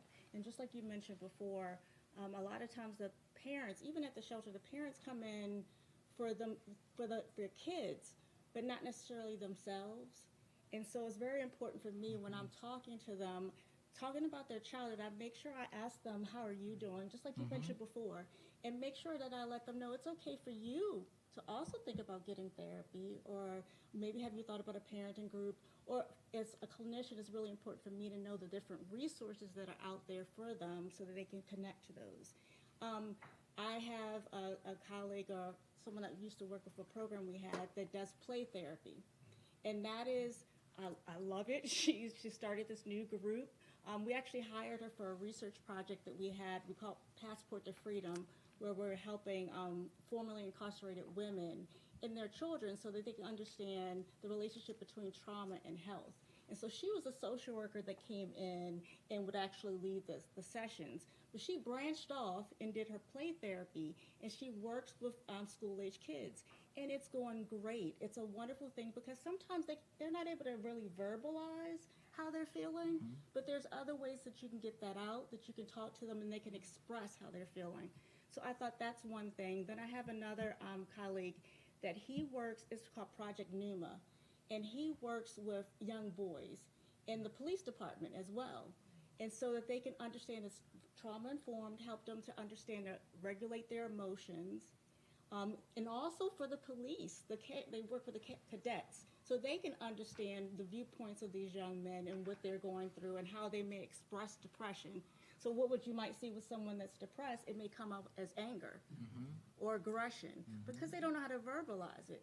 And so that's the main thing that he works. They do martial arts, they do yoga, they do breathing. But again, it's just seeing what's out there in the community. And for us to support those programs, because a lot of them are losing funding. So that's, he's struggling to make it, keep it going, but it's been effective. And so he's able to get sponsors to be able to support, but that's something that we want to continue as well. But I think you bring up a really important point. These are fabulous resources.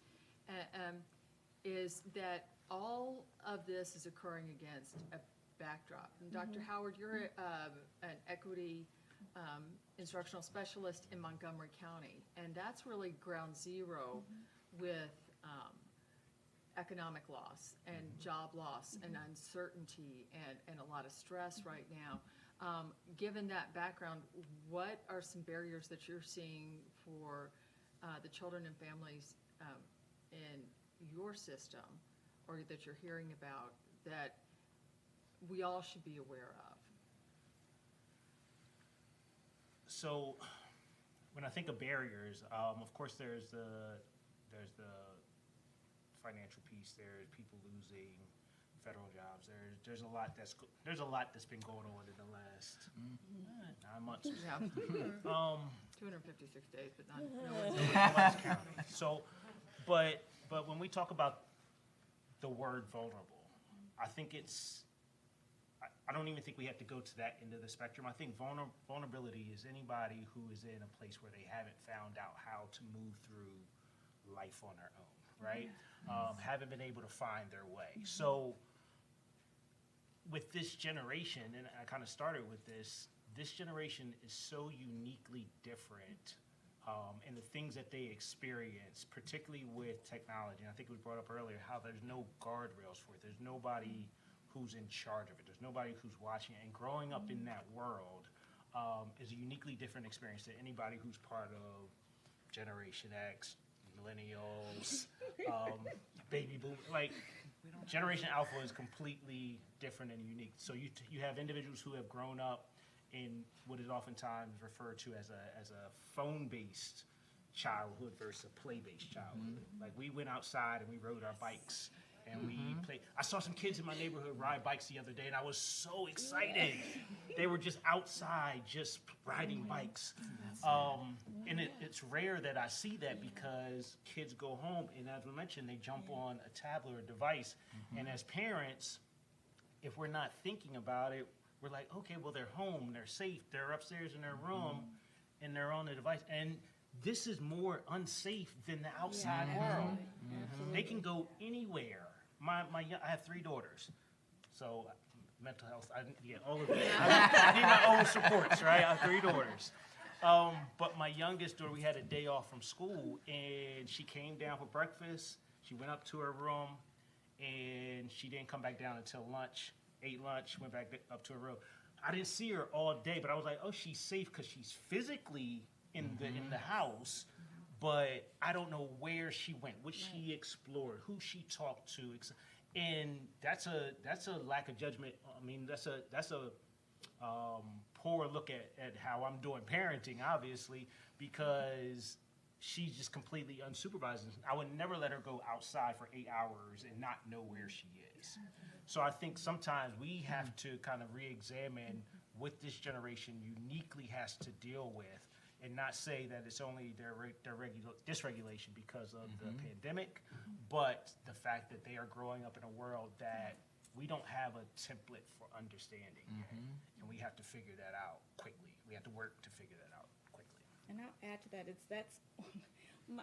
my children are older now, like 21 and 23. They literally just had birthdays this week. But it's still learning. Like, things change so much, and I'm learning all these new apps and all this. Like, it grows so fast. And like, I have to stay abreast of what's going on and what's the new technology. And there's, like, I'll see something, and what is Discourse? Is that what it's called, Discord? The Discord server? Yeah, like, I didn't know what that was until they explained that's a new way people are chatting. I had no clue what that was. I know. And it's like it's like ever changing. We have to figure out what's going on so we're aware, like you're saying, because I was the same way. I was the same way. Absolutely. And now I'm thinking back, oh my gosh, I need to know these things. But no, absolutely. Yeah. Mine are in their mid to late 20s. So one almost flown and one is allegedly grown. And allegedly. You know, big air quotes. I'm still buying his socks. Paying his own taxes, but Mama's still buying his socks. So, but that is a really good point. This summer, our youngest was home, and it was fabulous.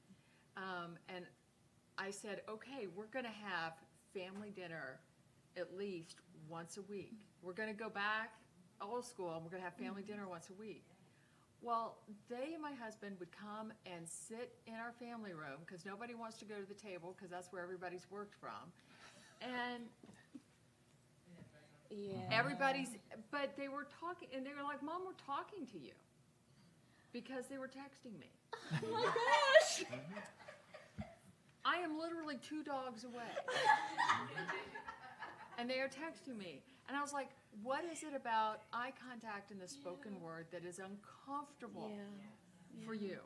They both told me it was their engineers, and I wouldn't understand because I like the squidgy parts, because I'm a nurse.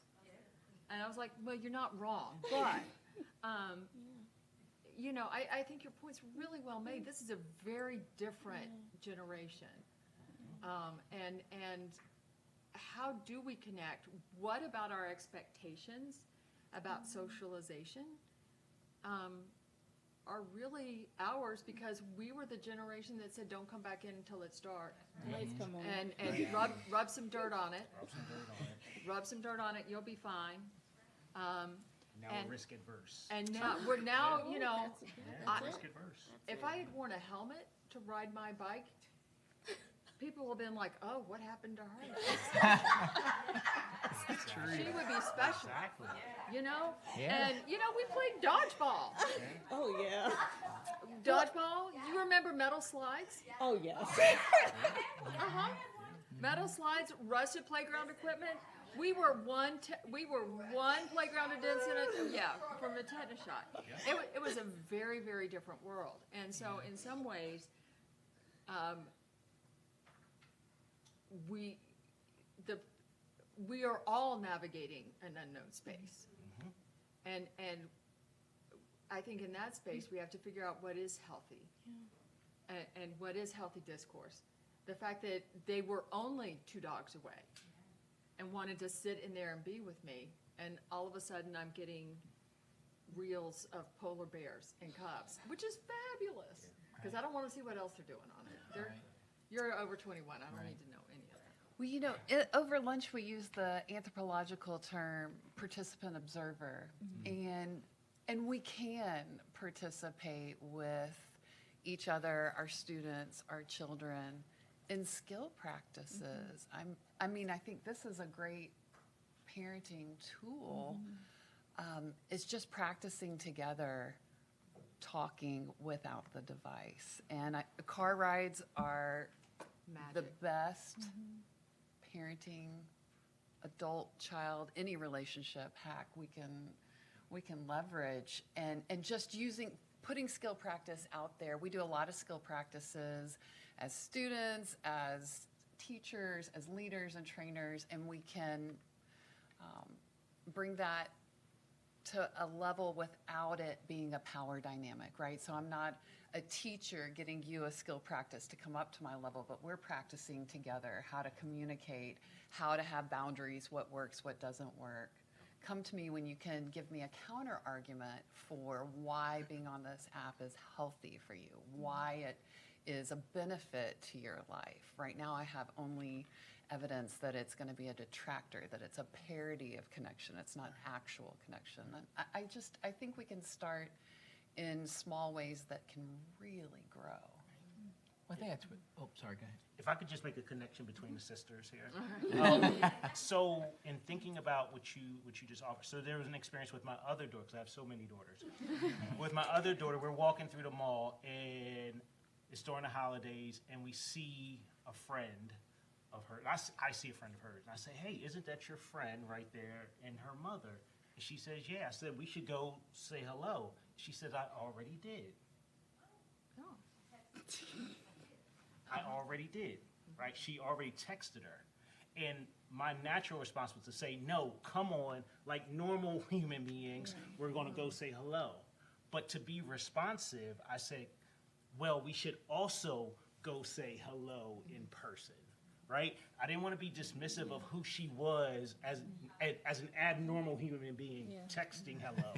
But come on, we should also say hello in person because we're right here. Right? So I think it's about that type of responsiveness around this generation because we can't treat them as though they are malfunctioning because of the world that they live in. Right? Otherwise, we will look down at them, we would say, this generation's a problem. And it's all of the social context around them that's the problem, the technology that's around them that's the problem. It's not them as human beings.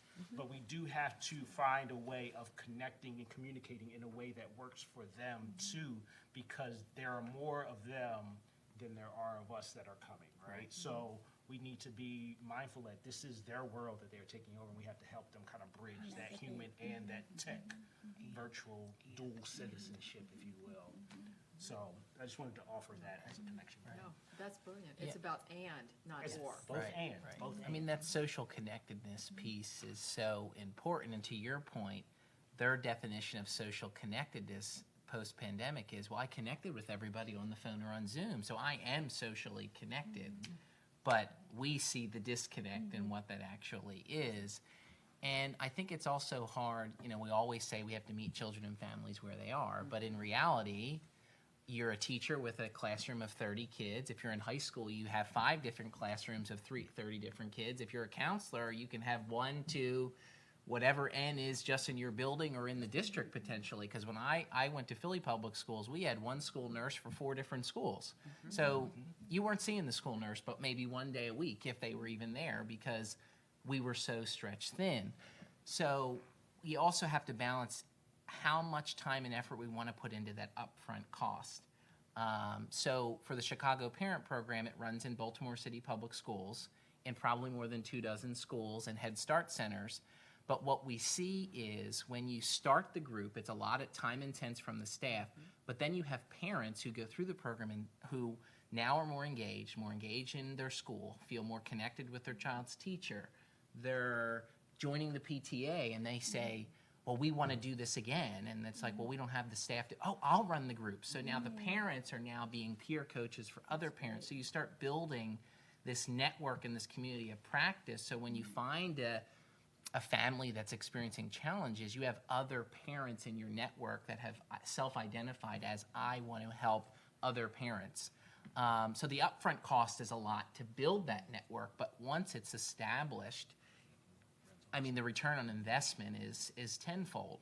But we have to, and you can use Title I dollars to pay for parent management trainings. That's what they do in Baltimore, Title I funding, because it falls under parent engagement. Head Start, the same thing. So thinking creatively as well, how we can leverage current funding sources to support some of the goals we're trying to achieve as well for that social connectedness piece. Please.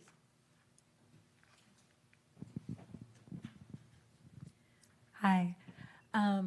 My first question is, what would need to be done for one of our DC public schools to get this Chicago Parent Program?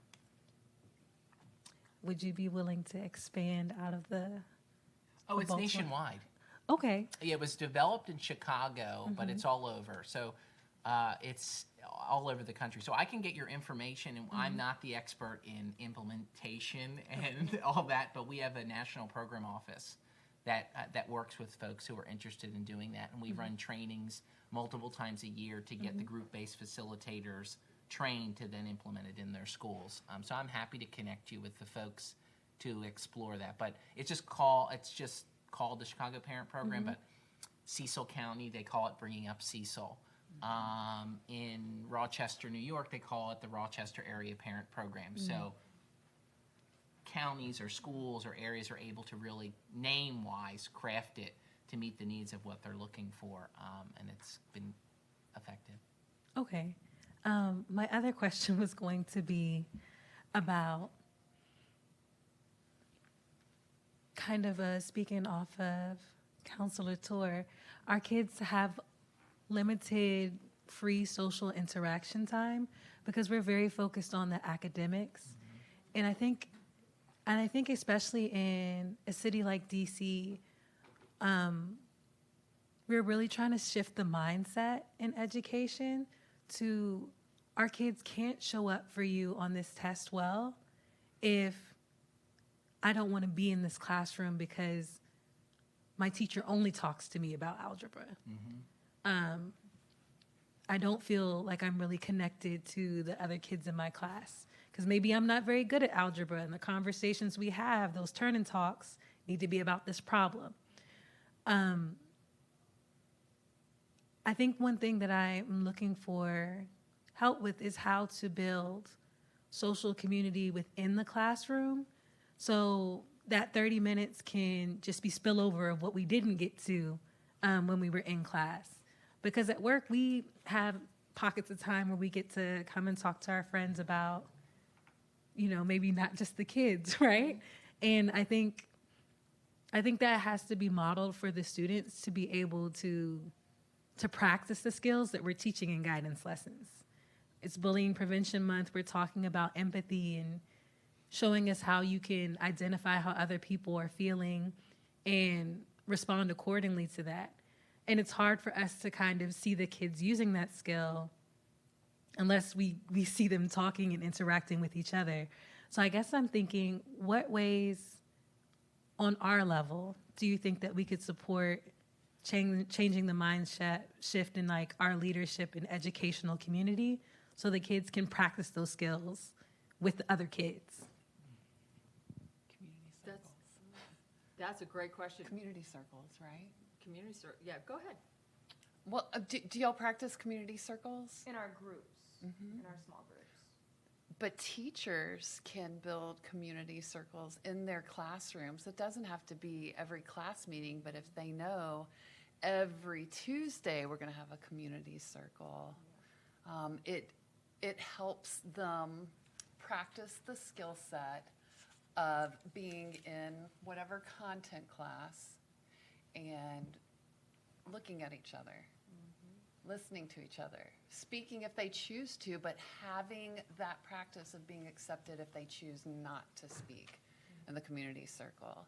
And that training is quick. It's not that time investment, cost investment. It's easy to share out, I think, in schools.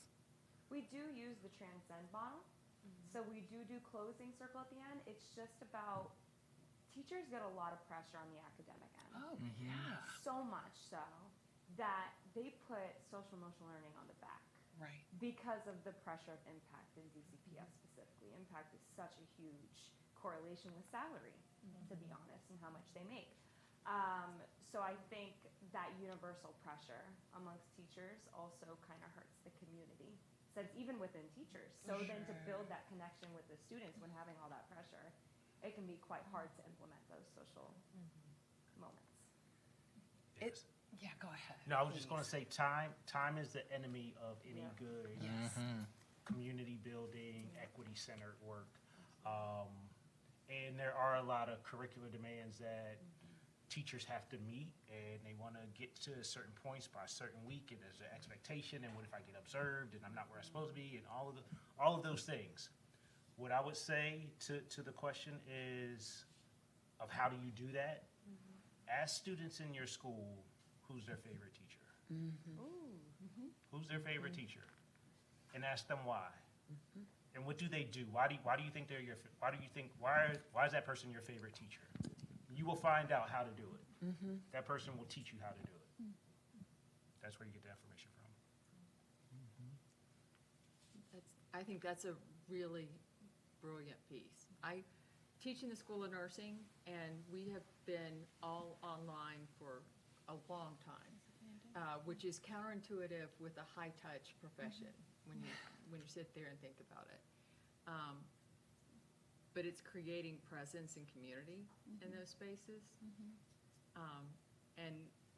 One of the things that I've learned from working with Dr. Anderson for the last few years is that nurses and teachers are always at that crossroad where there are friction points and pressure.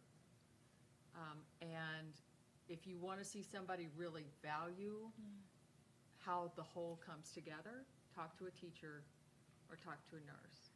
And if you're not including your school nurses in these conversations, and for full disclosure, that's one of my side hustles at the School of Nursing, is we run some school health centers, health suites rather.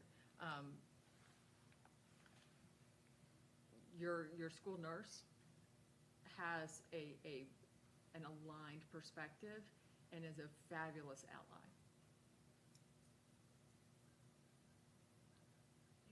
But these are great points. Well, So one thing we haven't talked much about.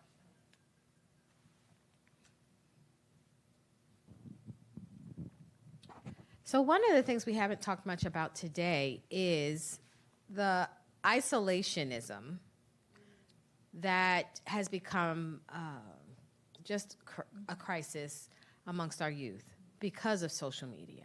So when I hear people talk about how social media is a connector, it's a connector, well, yes, it can be a connector.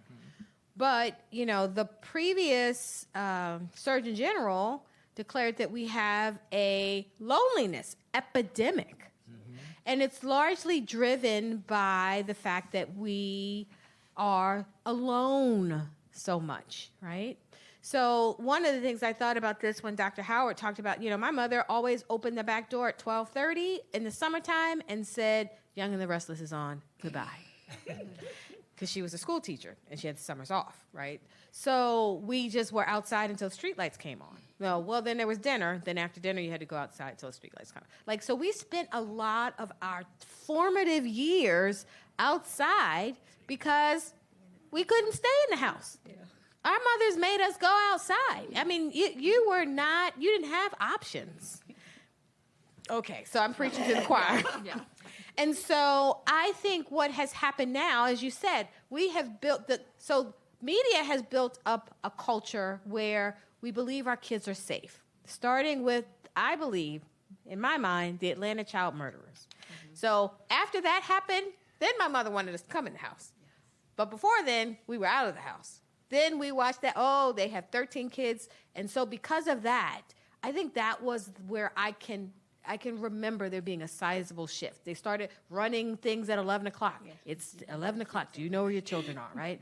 So all those things happen, and now we are situated in a culture where to be safe is to be in the house. But that also means to be alone. And the only way that you can connect is through these devices, and we're balancing this whole notion of togetherness and aloneness. And it's creating a culture that I think is really nutty for our kids to try to navigate, because we tell them, you got to be in the house. You got to be in the house. And kids want to be outside, but we tell them you got to be in the house. And so what are they going to do in the house? Be on these devices. So we have created this culture. It's a dichotomy where we've told them safety is inside and crazy is outside. But we also have not given them the tools to be outside well.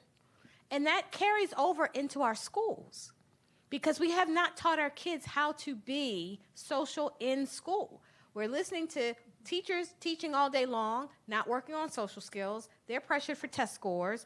No one's really thinking about all this socialization that should be happening in schools. And so I guess I'm asking you all as the experts, what do we do for this next generation? Because we've told them that safety is inside. And the only way that you can have safety is to be inside and have one of these. And so it just kind of flies in the face of what we're also saying, which is these are also dangerous. So come inside, sit down, and use it, self-entertain, but then don't use it because it's also bad. It's kind of schizophrenic. So I'm not sure if anybody's been exposed to Jonathan Haidt's book, Anxious Generation. And he talks about like cell phone interaction being asynchronous, disembodied, and the idea that you can kind of go in easily and come out easily without having to explain why you're doing that, right? Which is much different than human interaction. And therefore it's had an impact on the way our students interact with one another, their understanding of social cues, situational awareness, et cetera. How do we deal with that? I think some school systems, as we discussed earlier, are saying that there's going to be a bell-to-bell pull from the cell phones. I remember another daughter story.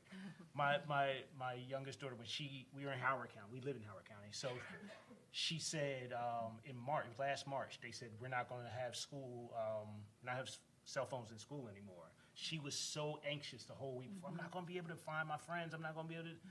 I said, how was school today? Oh, it was okay. Like, it was just immediate. It was immediate. She found herself again in how to connect with individuals as human beings. So I think it's large-scale mandates like that will have to occur. But also, I think we're going to be so consumed with technology in the coming years that they're so over-digitized that we are going to want to pull back. And you're going to see people doing, walking and bike riding and finding spaces to camp and to do all of these things that are away from it, because our minds are going to have a natural pushback to it at some point, I believe.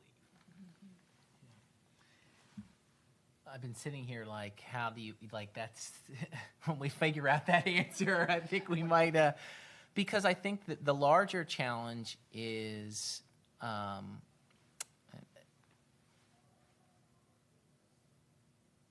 that the things that we would encourage children and families to do, extracurricular activities, community-based services, where there might be, not just at school, but sports at your local community center or your YMCA, funding is either gone or going away for all of the things we would say. Well, we don't want you in the house, but we don't want you outside, but you can go to the Y, you can go to church, you can go to school, your after school program, and those things are going away. So it's, again, it gets back to this larger structural conversation. We're saying we want to do all these things to protect children and families, is what the politicians say, but then all the things that we know are effective and low cost in many ways, sometimes, not always, they're not funding.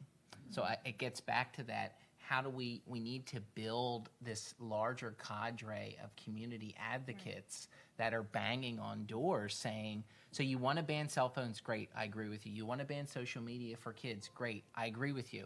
But what are you doing or offering or supporting to help me as a parent do those things? Because you're also ensuring I still have a low-wage job, so I have to work 2 jobs, and you're telling me I need to do all these things with my kids, but I can't make a living wage.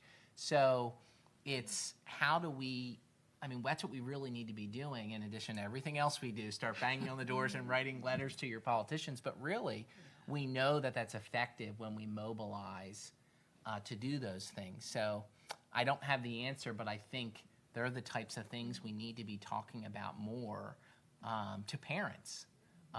You know, you want this for your child, great, so do I. Go to your congressperson, go to your city council person, because you get a few parents fired up. Well, then they get a few more parents, and you have that snowballing effect. But I don't see that happening like it used to happen when we were in a huge budget crisis in Philadelphia. I used to go on walkouts from school down to the school district and saying, what are you doing, and all these protest kind of things. You don't really see that, oh, I'm going to go on social media and complain about my school district or can complain about my city council, and then they think they did their job because they wrote a tweet or a Facebook post. We did walkouts. We took over Broad Street. I mean, it's hard in our context right now to do those things because now it's not safe to do those things. But I think that's going to come back. I mean, there's going to be all hell to pay at some point. Well, I think that is a perfect note as we transition. All hell to pay. But did we have another question? Yeah, right Yes, back. please.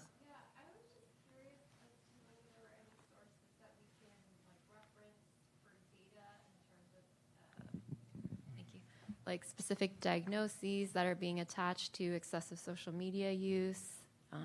That could be useful for like social workers or counselors to present to parents, just as something that they can watch for or be aware of. So, I don't know about diagnosis. I've been seeing a lot of adjustment disorder unspecified, which is new for me, but I think it's just all the signs and symptoms of anxiety and depression. I mean, that's what we need to be watching out for. Is your child isolating more than usual? Are they communicating less? When you're talking to them, are they not making eye contact? And that can be cultural in some places, but looking out for a lot of those social cues. I teach a lot of nurses that, like, you ask them about an abuse question, and then they don't look at you anymore, and they're looking at the floor. Ding, ding, ding, something's happening here. How do I assess that? So I think it's managing all of what are the psychosocial kind of cues you can look out for, and how do we teach parents or teachers or all professionals to kind of pick up on some of those things. But again, it's hard. A child says they're fine, you think they're fine. And when you have 30 coming in your classroom, a quick bell transition, it's unrealistic at times to expect teachers or other professionals to pick up on that stuff all the time. But I think that's why we can't be afraid to ask. Yeah, that's You just have to say it. You know, if someone says, I just don't want to be here anymore, then your next question should be, are you having thoughts that you wish you wouldn't be here anymore, that you wish you were dead? It's not going to make them suicidal or attempt. It's actually going to help them talk about their feelings so we can get them the support that they need. So we can't be afraid to just ask, like, you say you're fine, but are you really fine, and following up. I think most people are afraid because they don't know what to do once they say, yes, I have a problem. And it behooves us, particularly leadership, to ensure that you have that Rolodex of, oh, there's crisis support lines. I can send them to NAMI. I can send them to the Child Mind Institute website for parenting resources. I think we need to be better at making sure that you all have the resources when a child says, I'm having this problem, where to go, rather than avoiding it because we don't want the liability should you say there's a problem and we can't get you the help that you need. And then we just flood emergency departments, and we know that's not effective. And I wanted to add to that as well. What you were saying as far as like we're looking at symptoms, but one of the things like you mentioned as well is just asking those further questions. Because I'll have, I'm mostly with teenagers, but I'll have teens that say they have friends, but I need to know, where are their friends? Have you met them in person? Because I have a lot of them that have never met their friends in person. They're all on games. And so that you have to ask those further questions so that you can see the social network that they have and encouraging them to do things that are outside of that just being on social media, that are they actually getting outside? What are your hobbies? What are things that you're interested in? I had one person that was the same thing, but they were interested in, they wanted to be a stand-up comic or something like that. I was like, have you thought about an improv class? You know, there's different classes that you can take. And there are places, there are meetup groups that may be of interest that you have, that they can join those groups and still participate and meet other people that have the similar interests, and it may not be as scary to them, because that was one of the things with this particular person, is they felt really anxious when they interacted with people because they're not used to that. Everything has been online. But if you find an area that is something that you're interested in, you two of you are gonna, or the group of you are gonna talk about that same interest. So there's different ways of helping them navigate, but it's really asking those questions so you can find out for sure. And that's a perfect segue. There's another quick, go please. It's just a part two to the last question, which was a really great question and great responses. I'm curious in regards to any explicit increase in executive functioning challenges. What have been your experiences or observations with that particularly? And do you have any advice for educators who are seeing a lot of those challenges in the classroom and showing up definitely through lack of self-regulation or easily distracted or having trouble following through on assignments because of executive functioning, which also can translate to specific learning disability and ADHD and autism and different things that we know also are diagnosed, but rooted in executive functioning challenges, but can have high impacts in regards to academic performance. So I know we're seeing many more executive function concerns, whether it's because we're finally asking all of the right questions and they're being compounded with the environment. Insofar as dealing with them, it's really about the resources that are available in all of the different layers, with parents, at the school, at what kind of community. Yeah, connection to primary care and other things. Access and affordability.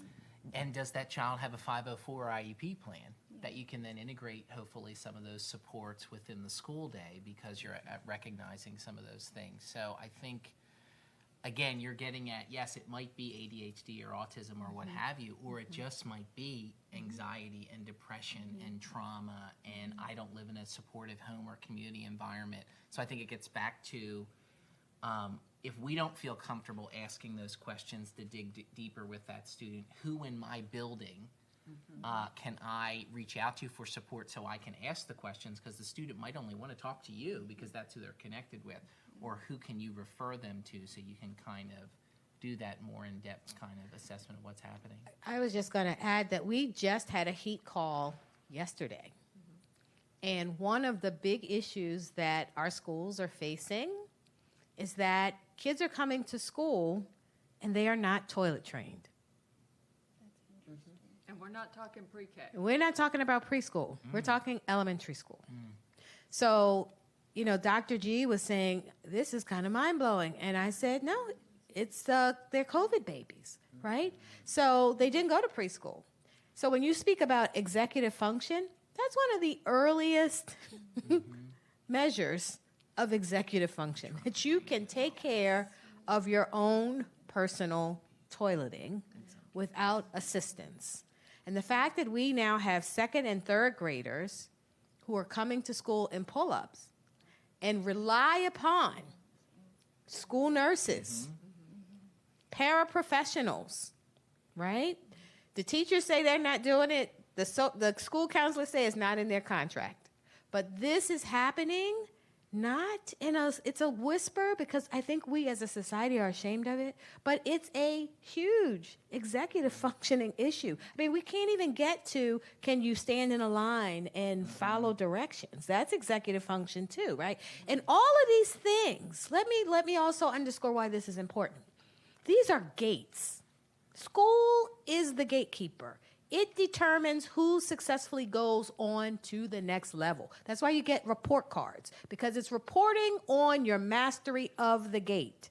And so when you have kids that are showing up at 6 and 7 and they still cannot handle that, they can't handle walking in a line, they can't sit at a table, they're struggling with writing, handwriting, they're struggling with using crayons. All of these things, they're executive functioning skills, being able to talk to your neighbor.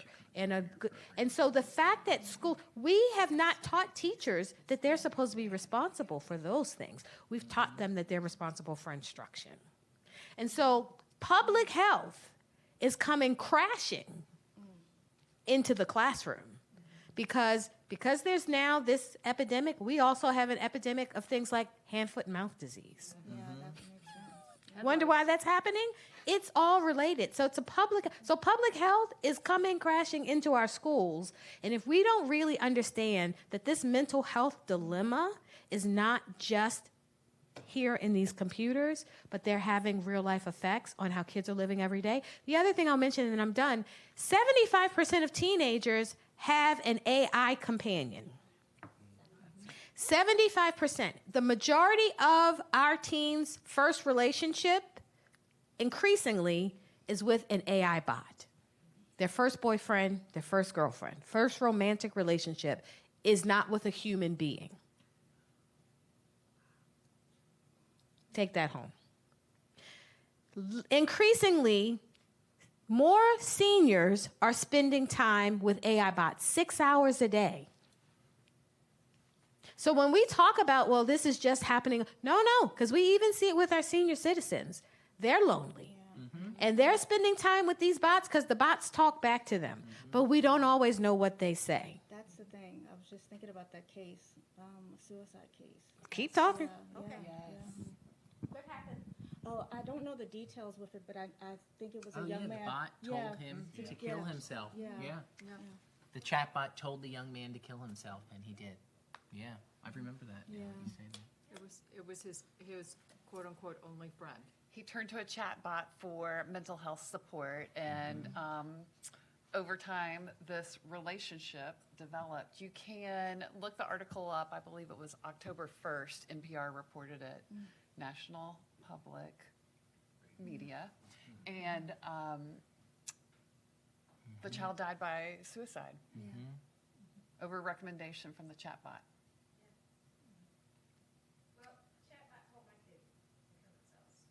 Oh my goodness. The difference was my kid had friends who said, you've got to tell your parents what's happening. So it does matter. And just out of curiosity, what app is this that the kids are going on? Do you know?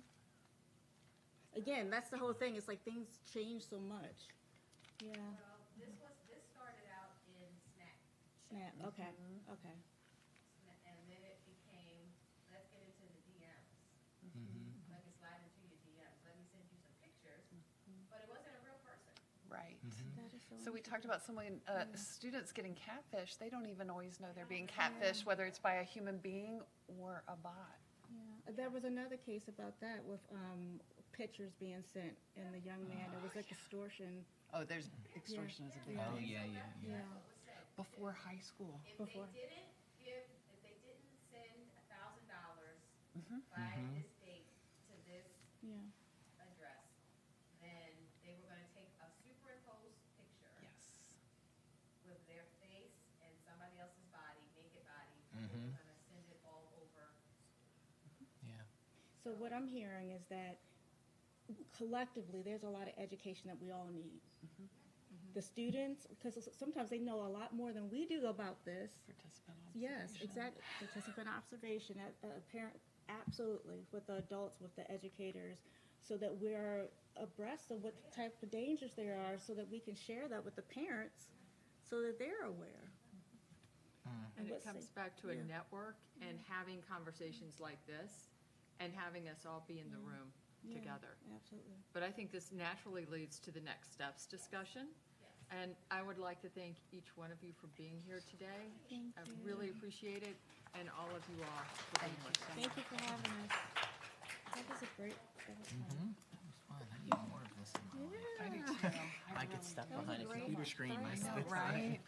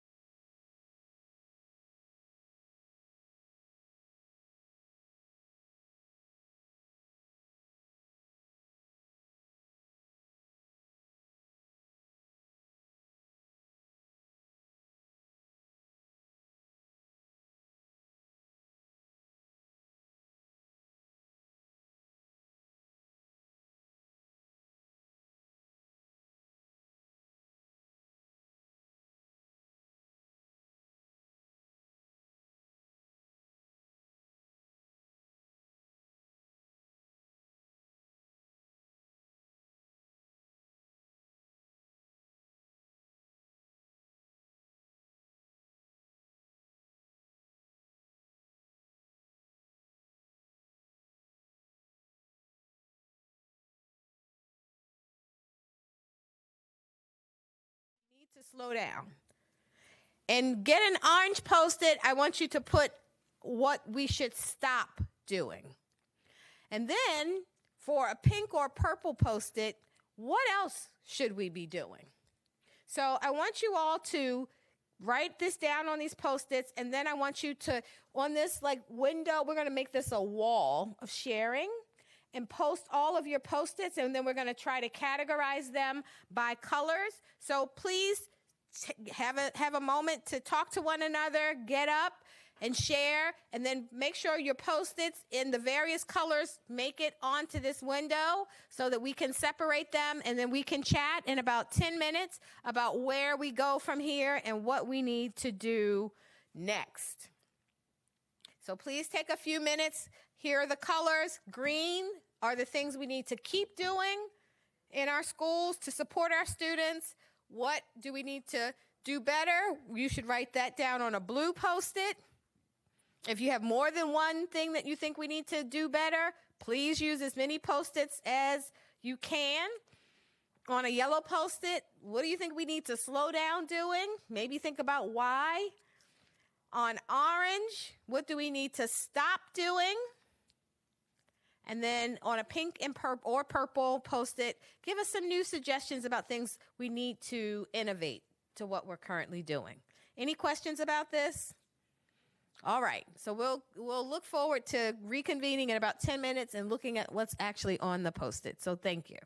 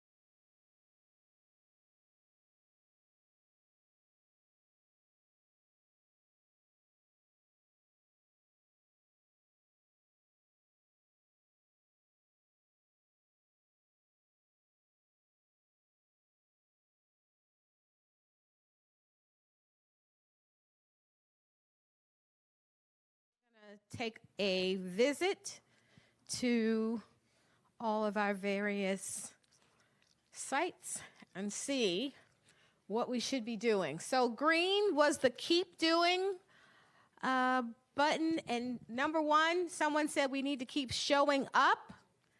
Someone else said we need digital citizenship presentations with social and emotional small groups, with social workers and counselors. We need to keep talking. We need to keep normalizing talk around holistic wellness and physical mental health. We need to have discourse with one another and our students. We need more research about the factors that are contributing to mental health issues. We need to continue the conversation regarding next steps.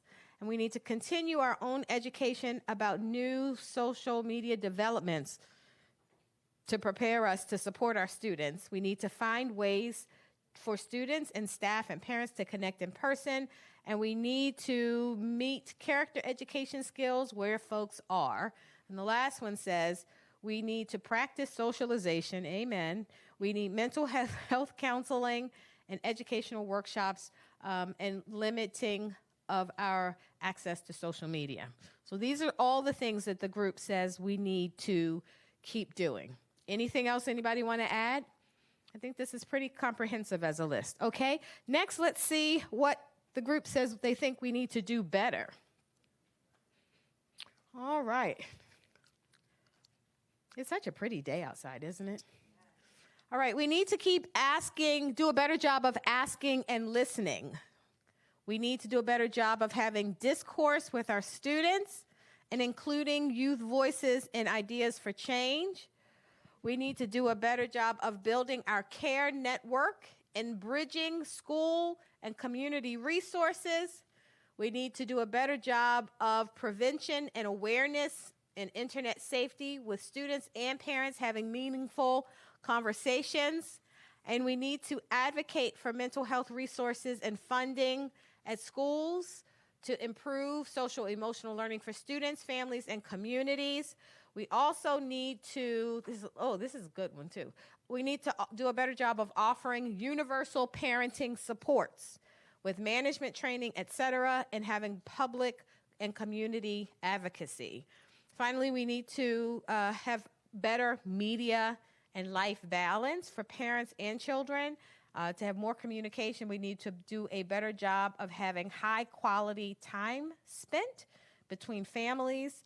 We need to do a better job of putting consistent systems in place for character education to be a practice integrated into classrooms and empathizing with the amount of ownership time that families have with their social media and cell phones. So these are the things that the group says we need to do better. Anything else we want to add here? All right. Our orange section, the yellow section are the things we need to slow down doing. What do we need to slow down doing? All right. Number one, slow down AI. Why? Well, we need more policies and guidelines and regulations to define what it is. We need to slow down telling students that they need to get a life and touch grass. We need to commit the whole community to one intervention. Don't commit the whole community to a whole intervention unless everyone is committed to doing it with fidelity. That's a good one. We need to have AI access, this notion. I think I've heard this a few times, so I think it hit when I said we have no guardrails. So someone said we need to have greater AI access for families or slow down the AI access because we don't have guardrails there. We need to slow down encouraging authority for children to make friends in the real world. We need to slow down our reacting to allow time to respond. Whether online or at work or school, we need to practice building the pause. Build the skill of saying, you may be right, and I need to think about that. We also need to slow down our hyperfixation on academics in schools. Due to the extreme epidemic and poor mental health and lack of social skills, students are struggling to focus and learn when they're constantly stuck in survival mode. We need to slow down hyper-focusing on phones as a problem. There are more systemic issues that create problems for our youth, though the phones definitely contribute to this. We need to slow down the integration of technology because it limits socialization and face-to-face work and also healthy development as well as community building. We need to we need to slow down holding authority for children to make friends in the world. And finally, we need to slow down talking to kids like they are malfunctioning. So kids don't have to feel defensive about growing up in this high-tech era and not holding them to past social expectations. So this is really good. These are the things we say we want to slow down. Now, our next color is orange, and orange are the things that we just need to stop doing. All right. Number one, we need to stop putting Band-Aids on a bullet wound instead of addressing the systemic issue. We need to stop having no unscheduled space. I think one of the things that we saw that happened as a matter of making sure kids had more play dates is that we have scheduled every element of their lives. And so our kids don't have an opportunity to get bored and to figure out how to play board games and things of that nature. So we need to stop making their lives so overscheduled. We need to stop avoiding difficult conversations and putting all the onus on one party. We need to stop ignoring the conversation about what's really happening with our young people. We need to stop blaming teens for their reliance on technology, on these phones. We need to stop blaming parents for a deficit-based mindset. We also need to stop punishing both minor children and adults for their mental health issues. All behavior is communication, including addiction, anger, withdrawal, and we need to stop blaming parents and telling them what they are doing wrong. All right? And our last model is pink and purple. What are the suggestions that we have to what we are currently doing? So this is where we have the fewest Post-its, by the way. So I guess either we got tired or we ran out of ideas. But here are the 5 ideas that we had here. One idea was that we have to think about PLCs, really investing in PLCs to design best practices. Number 2 was fostering peer-to-peer support and parenting networks. Number 3 is building care networks for parents. Number 4 says, I think we need to tap into this generation's decreased stigma around mental health. They know there is a problem, and it's important for adults to listen to our young people, to hear their ideas. And then lastly, we need to build community in real life. Start at home, on your street, in your building, in your gym, or your church. Introduce yourself and practice acquaintanceship. That's like the old-timey way, but it has a history several thousands of years in the making that seems to have worked. All right, so I just want to say this has been a fun exercise to just kind of get us out of our mindset and think forward about where we go from here. I just also want to thank you all for spending the day with us. We've had such a great day, really great panels, really wonderful presentations and Q&As, and the questions have been really robust. So you've given us as the HEAT team a lot to think about. We're looking forward to continuing the conversation. We thank you for registering for today's conversation. We will be following up. After we get all this information, we will send out some next steps that we want to do on our end. So again, I want to thank everyone who took the time today to come here from near and far and farther to be with us today, because you've really made this a very special first convening for our HEAT team's Nexus convening series. So thank you on behalf of the HEAT team. Have a great day.